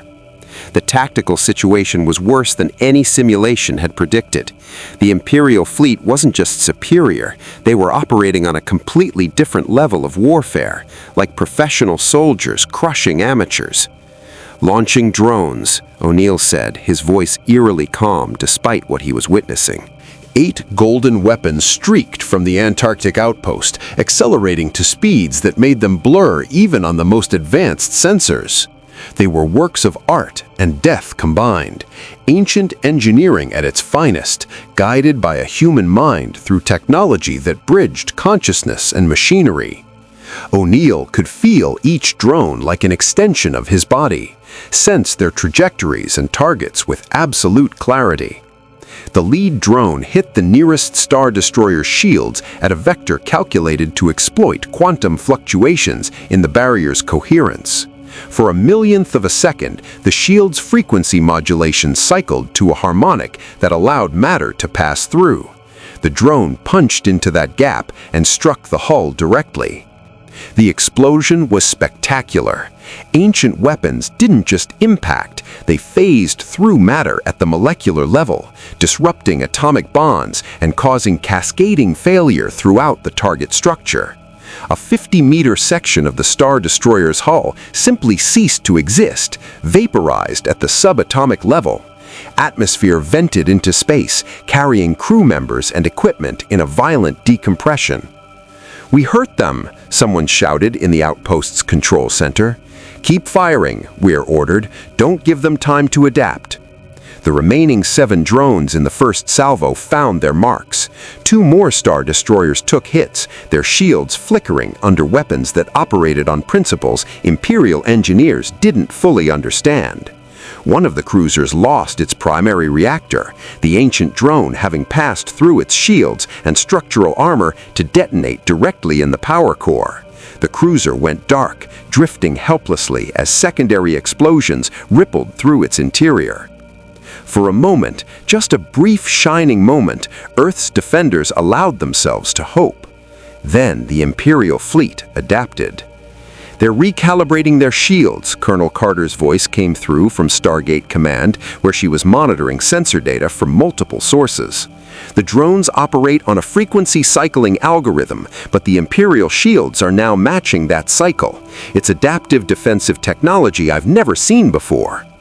O'Neill launched the second wave of drones, 10 this time, targeting different ships with varied attack vectors. 6 made it through, 4 were intercepted by the Star Destroyer's point defense systems, their anti-fighter batteries tracking the ancient weapons with inhuman precision and detonating them before impact. "They're learning too fast," O'Neill muttered, sweat beading on his forehead, despite the chair's neural interface. "Every salvo I launch, they get better at stopping it." On the Executor's bridge, Lord Vader observed the battle with the detachment of a being who had commanded planetary assaults across an entire galaxy. The ancient weapons were impressive, more sophisticated than anything the Rebel Alliance had fielded, certainly superior to any technology in the Empire's own arsenal. But sophistication was not the same as overwhelming force. "Analysis," Vader commanded. "The energy weapons launching from the planet's southern continent operate on a phased frequency modulation, my lord," a tactical officer reported. "Our shield generators are now tracking that modulation and adjusting harmonics to maintain barrier integrity. Estimated effectiveness reduction, 60% per subsequent salvo." "Acceptable. Continue advance. Concentrate fire on the Asgard-designed vessel. Once it is eliminated, the indigenous ships will break." "Yes, Lord Vader." The Executor had not yet fired its primary weapons. The Super Star Destroyer hung at the rear of the formation, its presence alone a psychological weapon. But now Vader gestured toward the tactical display, and the weapons officer nodded, understanding. 16 turbo laser batteries, the largest the Empire built, rotated toward the Prometheus with mechanical precision. "Pendergast, get out of there!" Hammond's voice was desperate over the tactical network. "I'm trying," Pendergast replied, his ship already executing emergency maneuvers. But the Prometheus was designed as a deep space exploration and combat vessel, not a fighter craft. Her mass and momentum made rapid course changes impossible. The Executor fired. Green fire crossed the distance between ships at the speed of light, 16 massive bolts converging on a single target. The Prometheus's Asgard shields flared brilliantly, absorbing energy equivalent to multiple nuclear detonations. For 2 seconds, the shields held. Then they failed. Turbo laser fire raked the Prometheus from bow to stern, punching through her hull like it was paper. The ship's Naquadar reactors detonated, adding their destructive force to the Imperial bombardment. The Prometheus, humanity's first true warship, built with salvaged alien technology and desperate hope, broke apart in orbital space, her crew of 175 dying in fire and vacuum. "No!" someone screamed in the outpost's control center, but O'Neill couldn't tell who. His consciousness was too distributed through the ancient systems, watching through sensors as Earth's best ship died. "Third wave," O'Neill said, his voice hollow. "Launching now." 15 drones this time, the chair's power reserves dropping into critical levels. They streaked toward the Imperial fleet with the desperation of a species fighting for survival. 7 were intercepted, 5 hit shields that had fully adapted to their frequency patterns, splashing harmlessly against barriers that now understood ancient physics. 3 made it through. 2 Star Destroyers took damage, significant but not crippling. The third drone hit the Executor itself, exploiting a brief gap in the Super Star Destroyer's shields. The resulting explosion carved a trench through the massive ship's ventral hull, killing hundreds of crew members and damaging secondary systems. Lord Vader felt the impact through the Force, felt the deaths of his crew, felt the pain and fear rippling through the ship. His respirator cycled once, twice, and when he spoke, his voice carried the cold fury of the dark side itself. Target the southern continent. Prepare for orbital bombardment. If they wish to fight with ancient weapons, we will eliminate the facility launching them. My lord, our orders were to capture Earth intact. The Emperor desires this world functional, not necessarily undamaged. Vader's gloved hand clenched into a fist. Reduce that facility to slag, now. In Antarctica, alarms shrieked through the outpost as sensors detected multiple Star Destroyers rotating to bombardment positions. O'Neill felt them through his neural link, massive ships, their weapons charging, targeting solutions locked on his position. Everyone out, Weir ordered. Evacuate to minimum safe distance. O'Neill, you need to disconnect and... No time, O'Neill said, launching his final salvo. 20 drones, everything the outpost had left. Get everyone clear. I'll buy you as much time as I can. The drones streaked upward through atmosphere into space, converging on the Star Destroyers preparing to fire. O'Neill guided them with desperate precision, exploiting every microsecond of shield fluctuation, every brief gap in point defense coverage. 12 were destroyed, 8 got through. 1 Star Destroyer lost its primary weapons array. Another took a hit to its hyperdrive motivators. A cruiser's shields failed completely, leaving it vulnerable. But it wasn't enough. It was never going to be enough. The Imperial fleet fired on Antarctica.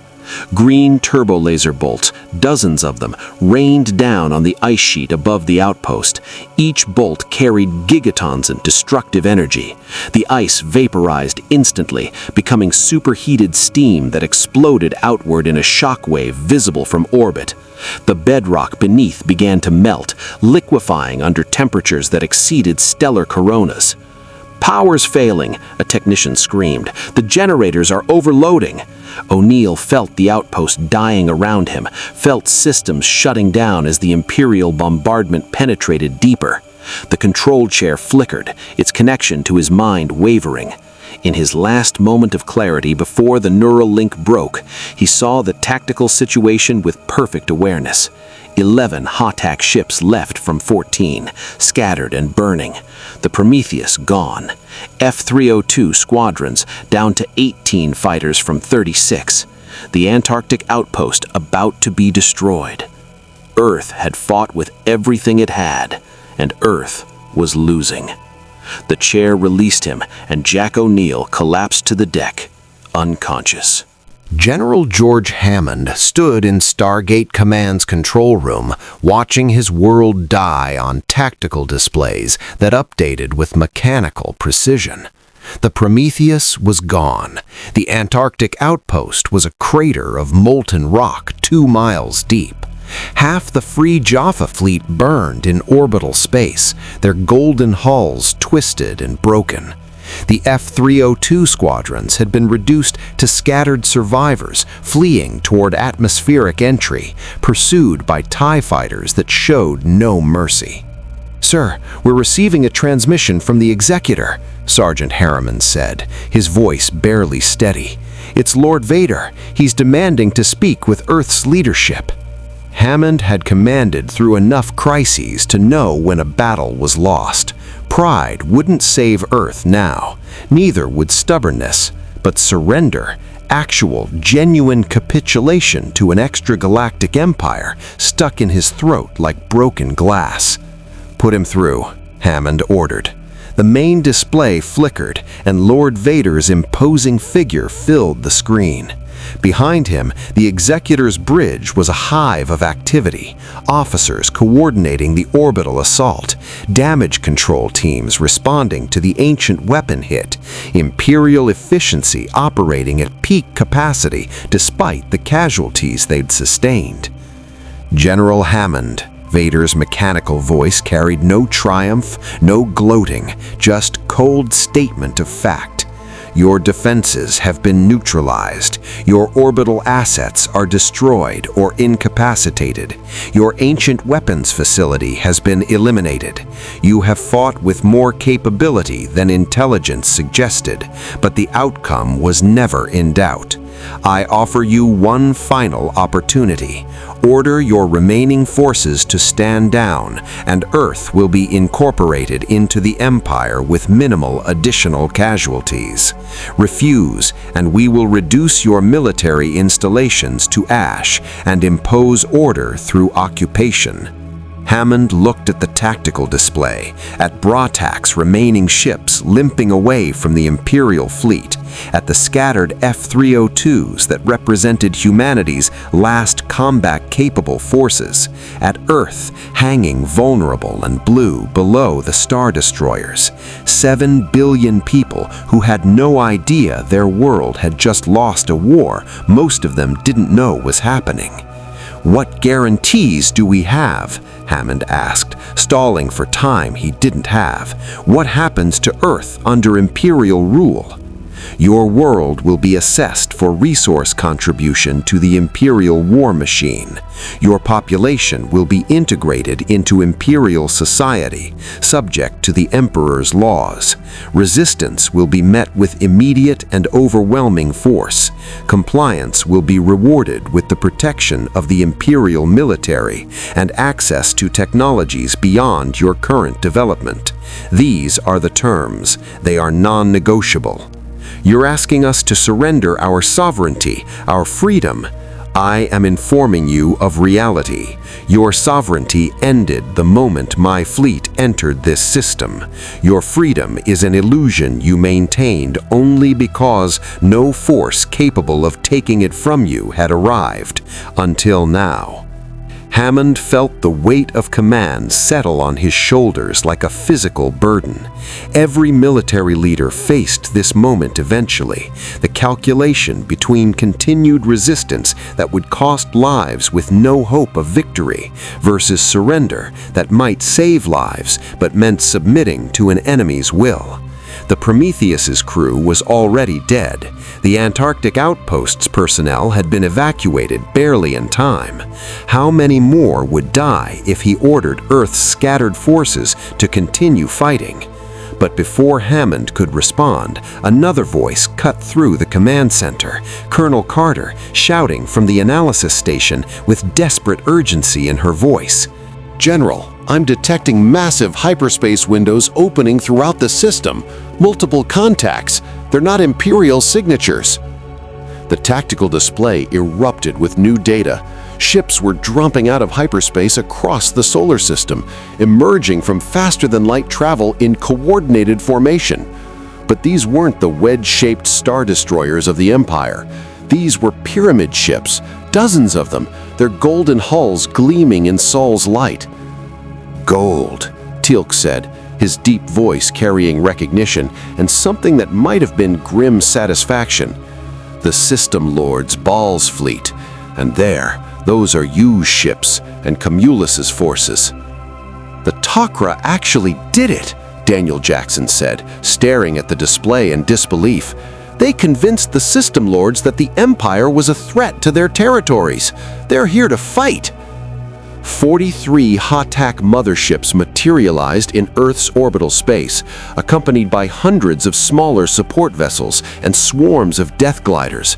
The Gold Fleet dwarfed what remained of Earth's defenses, their arrival transforming the tactical situation from hopeless to merely desperate. On the Executor's bridge, Lord Vader observed the new arrivals with cold calculation. Status report.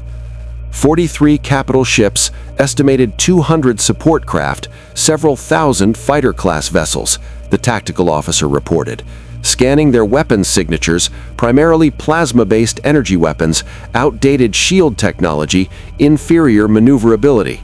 Assessment: individually inferior to Imperial vessels, but significant numerical superiority.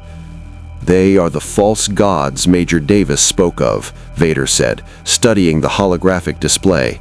"Parasites claiming divinity. They have come to defend what they perceive as their territory." His respirator cycled thoughtfully. "Interesting. This galaxy's indigenous powers are more coordinated than initial intelligence suggested."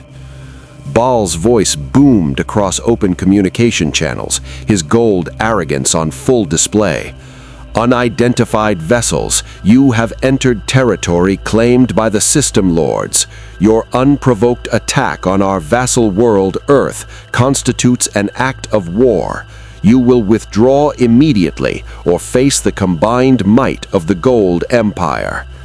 "Vassal world!" O'Neill's voice crackled over the radio from the medical transport, carrying him away from Antarctica's ruins.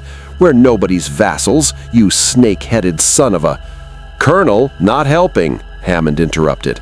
He turned to Harriman. "Get me a secure channel to Bratak. I need to coordinate with the Free Jaffa survivors before this turns into complete chaos."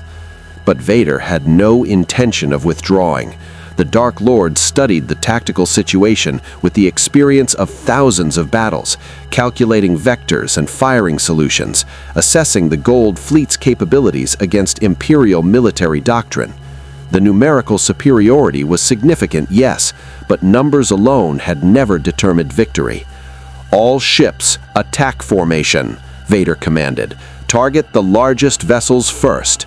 Show these pretenders the difference between stolen technology and true military power." The Imperial fleet surged forward, Star Destroyers spreading into optimal firing positions. The Gold Fleet responded, their hattocks forming into the traditional pyramid formations that had dominated galactic warfare for millennia.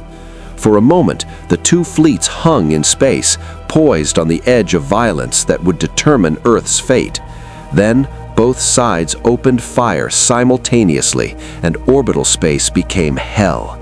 Staff cannons and turbolasers crossed the void in streams of destructive energy. Gold shields flared under Imperial bombardment, while Star Destroyer shields absorbed plasma fire that could reduce cities to slag. Death gliders and TIE fighters swirled through the chaos in deadly dogfights, their pilots locked in aerial combat that spanned thousands of cubic kilometers. A hattok exploded, then another, the Gold ships unable to withstand concentrated turbo-laser fire. But the System Lords' forces adapted quickly, their numerical advantage allowing them to swarm individual Star Destroyers with overlapping fields of fire. One Imperial cruiser lost shields under sustained bombardment from 6 hattocks, and Goa'uld death gliders poured through the gap, strafing the exposed hull with plasma fire. "This is insane," Carter said, watching the battle unfold on sensors. "Two hostile forces fighting each other over who gets to conquer us. We should be coordinating with the Goa'uld, combining our—" "No," Teal'c interrupted firmly. "Baal does not fight for Earth's freedom. He fights because the Empire threatens his territory and his pride. Once the Empire is defeated, if they are defeated, Baal will simply claim Earth for himself. We trade one conqueror for another." "So what do we do?" Daniel asked. "Just watch while they destroy each other above our heads?" Hammond's tactical mind was already working through possibilities. "Sergeant, get me a direct line to Jacob Carter with the Tok'ra, and someone find out if we have any functional weapons left, any F-302s that can still fly, any orbital platforms with operational weapons systems. If both these fleets weaken each other enough, we might have a window to hit them both and drive them out of our system entirely." It was a desperate plan, the kind of Hail Mary strategy that only made sense when all conventional options had failed. But as Hammond watched Star Destroyers trading fire with hattocks, as the sky above Earth lit up with explosions and dying ships, he realized something crucial. The Empire had expected an easy conquest. They'd planned for Earth's defenses, even the ancient weapons, but they hadn't anticipated the Gold's intervention, hadn't factored multiple hostile forces into their tactical calculations. For the first time since the Imperial fleet had arrived, Earth had something it hadn't possessed before: opportunity born from chaos. Lord Vader felt the shift through the Force, a disturbance in the currents of possible futures, outcomes branching in unexpected directions. The battle was not going according to plan. The Gold Fleet was more resilient than anticipated, their commanders showing surprising tactical competence for beings who claimed divinity.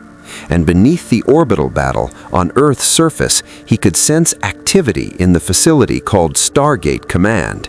They were planning something. Captain Piet, status report on fleet cohesion. We've lost 2 cruisers, my lord. 3 Star Destroyers have sustained significant damage. TIE fighter losses are at 38%. The Goa'uld continue to press their numerical advantage. At current attrition rates, we will achieve victory, but casualties will be substantial. Vader's gloved hand clenched on the railing before him. The Emperor would not tolerate a Pyrrhic victory, not when the objective was to demonstrate Imperial might and discourage resistance. If this battle became too costly, it would embolden other indigenous powers to resist, rather than intimidate them into submission. Recall all fighters to defensive positions, concentrate fleet formation, and prepare to execute micro-jump to high orbit. We will reposition beyond effective weapons range and reassess. It was not retreat. The Empire did not retreat, but tactical repositioning to preserve forces while the enemy exhausted themselves against each other was sound strategy. Let the Goa'uld and Earth's remaining forces destroy each other, then the Empire could return and claim an already broken world. But as the Imperial fleet began its maneuver, something impossible happened. The Stargate activated. The Stargate in Cheyenne Mountain burst to life with its characteristic explosion of energy, the event horizon stabilizing into a shimmering pool of blue that had carried explorers across galaxies for millions of years. But this time, the destination wasn't a distant world or an allied outpost. The coordinates Daniel Jackson had discovered in the ancient database, buried in fragmentary text files that most scholars had dismissed as corrupted data, pointed to something else entirely. A gate address that existed in the space between spaces, a coordinate set that should have been impossible because it referenced no physical location. The ancients had called it a dimensional anchor point, a place where the barriers between realities grew thin enough for their technology to pierce through. "Are you absolutely certain about this?" Hammond asked Daniel for the 3rd time, even as the wormhole stabilized and SGC personnel began moving equipment through. "No," Daniel admitted honestly, his eyes reflecting the blue glow of the active gate. The ancient text was fragmentary at best, and my translation could be completely wrong. But the equations Carter ran suggest this address creates a stable connection to what the ancients called the space between galaxies, a dimensional void that exists outside normal space-time. If we're right, anything that enters through this gate will be displaced, sent somewhere the Empire can't follow. And if you're wrong, then we just opened a wormhole to nowhere, and everything we send through ceases to exist. Daniel adjusted his glasses nervously. But given that our other option is watching the Empire reduce Earth to an occupied territory once they finish with the Goa'uld, I'm willing to take that risk. Hammond looked at the tactical display showing the orbital battle. The Goa'uld fleet had been reduced to 28 hattacks, but they'd taken down 3 Star Destroyers and 7 cruisers in exchange. The Imperial fleet was repositioning, clearly preparing to disengage temporarily. Earth's window of opportunity was closing fast. "Colonel Carter, what's your assessment?" Carter stepped forward, datapad in hand, exhaustion evident in every line of her face. "General, If Daniel's translation is correct, and we can generate a large enough field effect using the Antarctic outpost's remaining power, we might be able to project a dimensional displacement field that encompasses a significant volume of space. Essentially, we'd be creating a temporary pocket dimension and dragging everything in range into it. Including Earth? O'Neill asked from where he sat against the wall, still recovering from the neural link to the ancient chair, but refusing to go to the infirmary. Not if we calibrate it correctly. The field would propagate outward from the gate, reaching maximum radius at approximately geosynchronous orbit. Anything beyond Earth's atmospheric boundary gets displaced. Anything below stays in normal space. So we send both fleets into a dimensional void while Earth remains untouched? In theory, yes. In practice?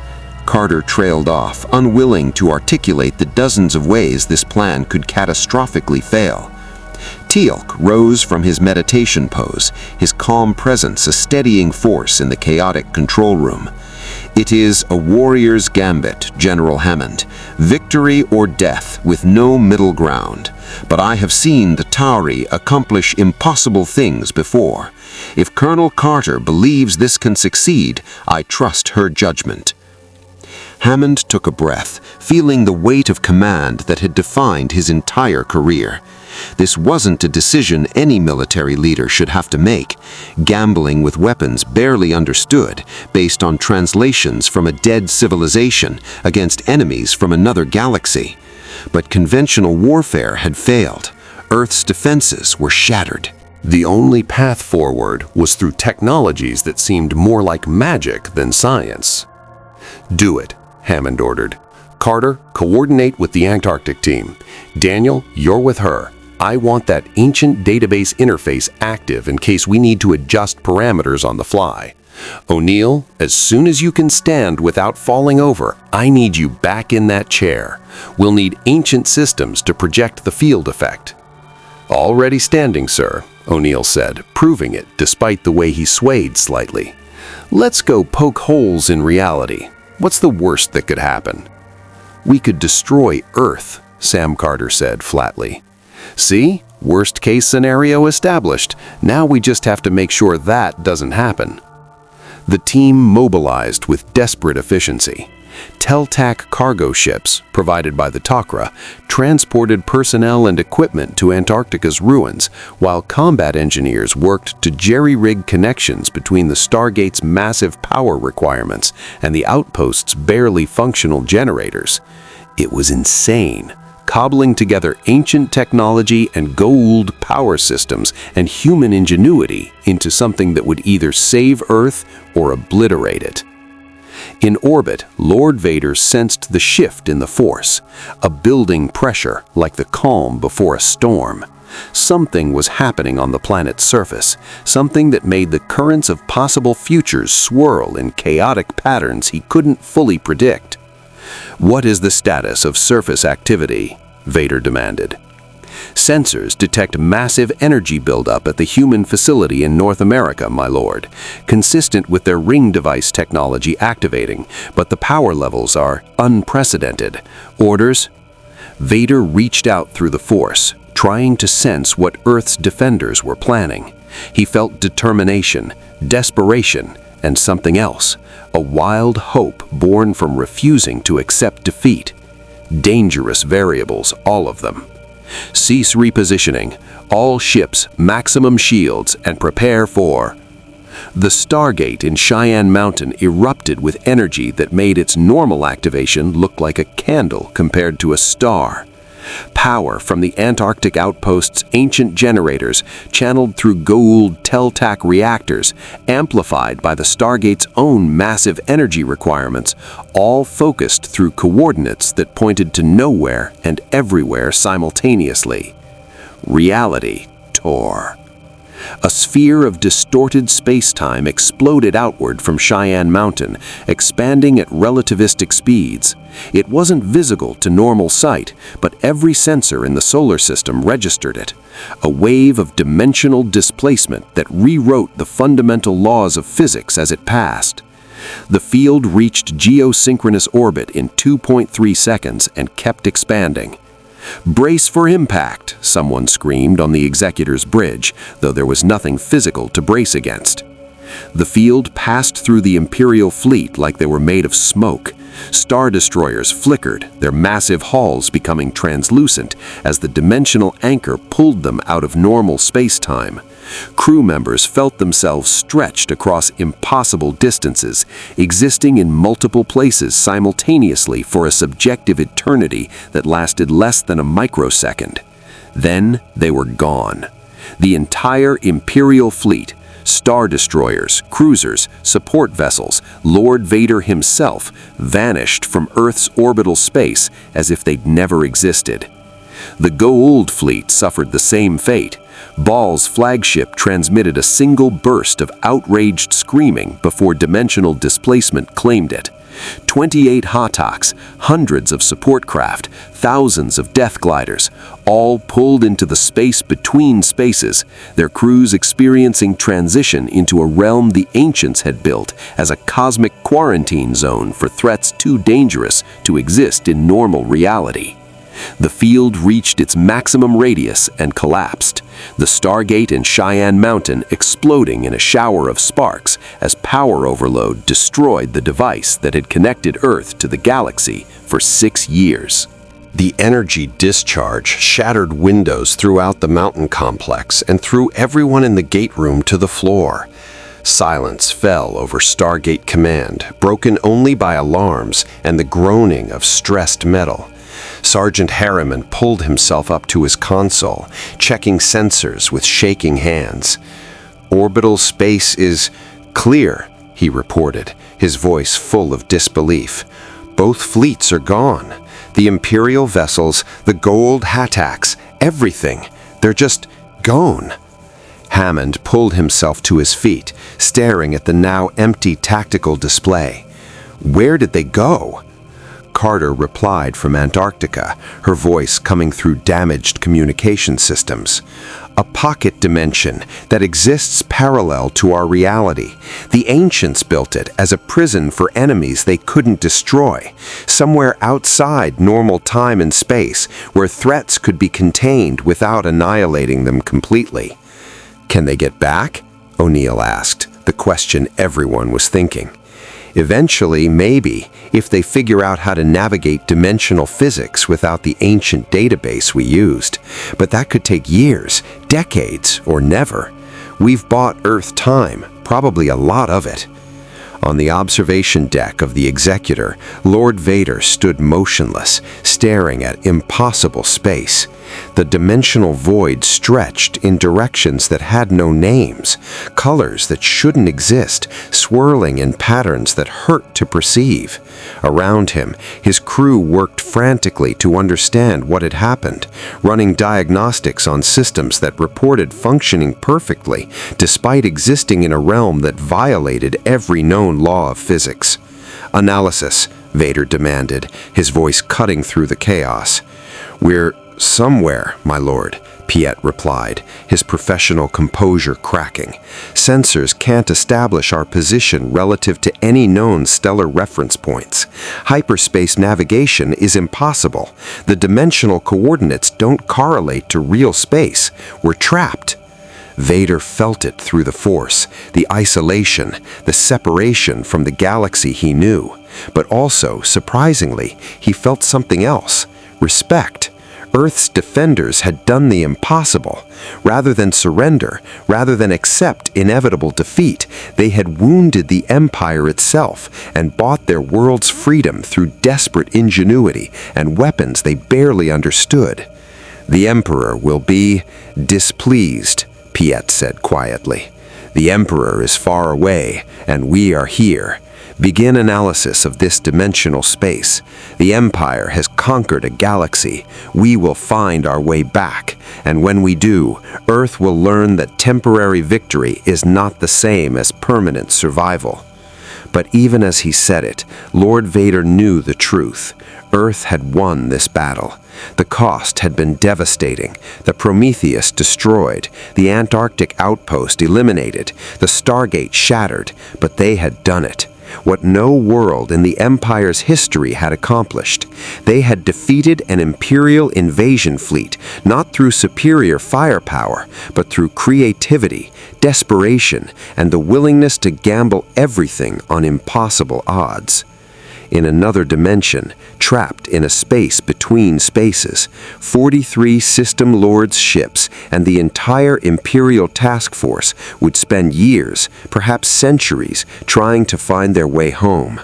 Some might succeed eventually.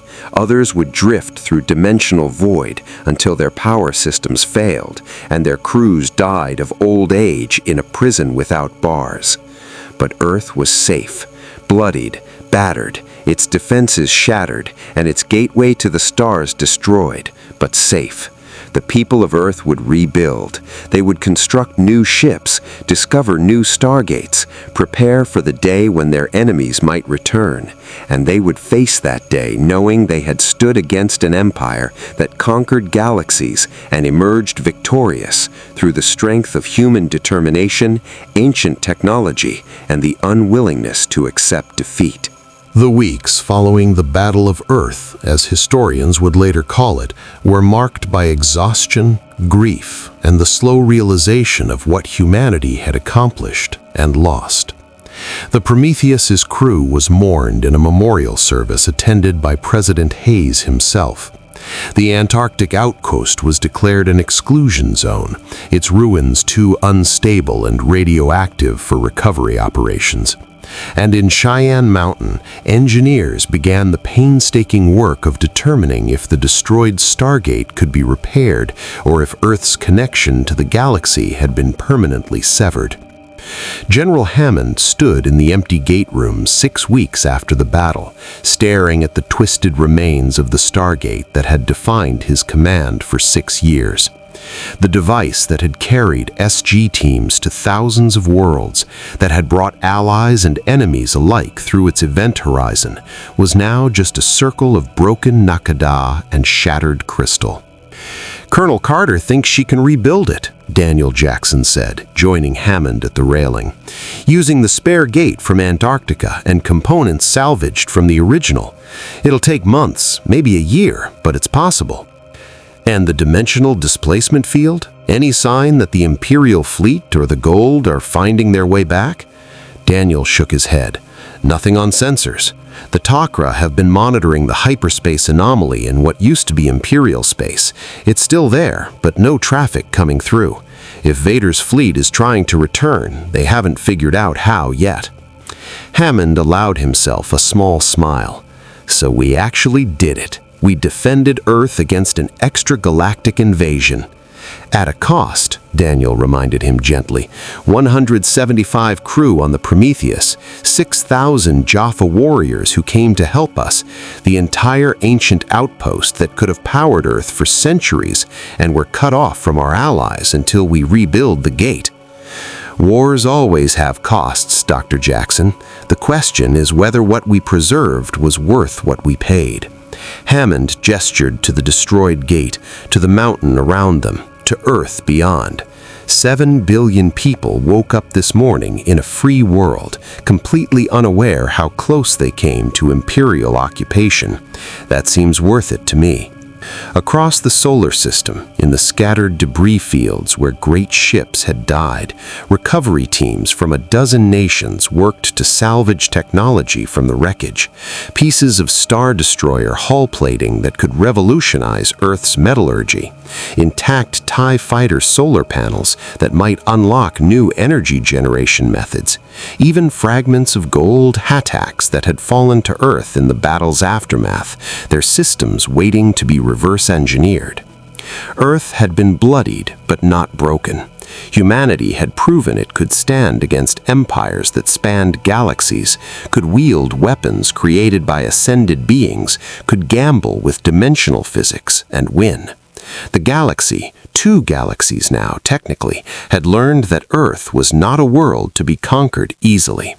And in the dimensional void between realities, Lord Vader stood on the bridge of the Executor and calculated return trajectories, dimensional frequencies, the ways that the Force might navigate through impossible space.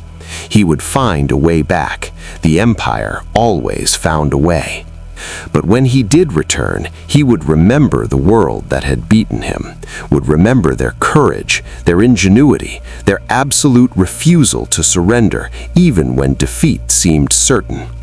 Earth had won this battle, but the war, the real war between dimensions and galaxies, between empire and freedom, had only just begun. The Stargate network still connected thousands of worlds across the Milky Way. The hyperspace anomaly still bridged two galaxies in the unknown regions, and on Earth, 7 billion people continued their lives, protected by defenders they would never know, saved by weapons they would never understand, free because a handful of soldiers, scientists, and airmen had refused to accept the impossible. May the Force be with them all. They would need it for what was coming. May the Force be with you. More stories await.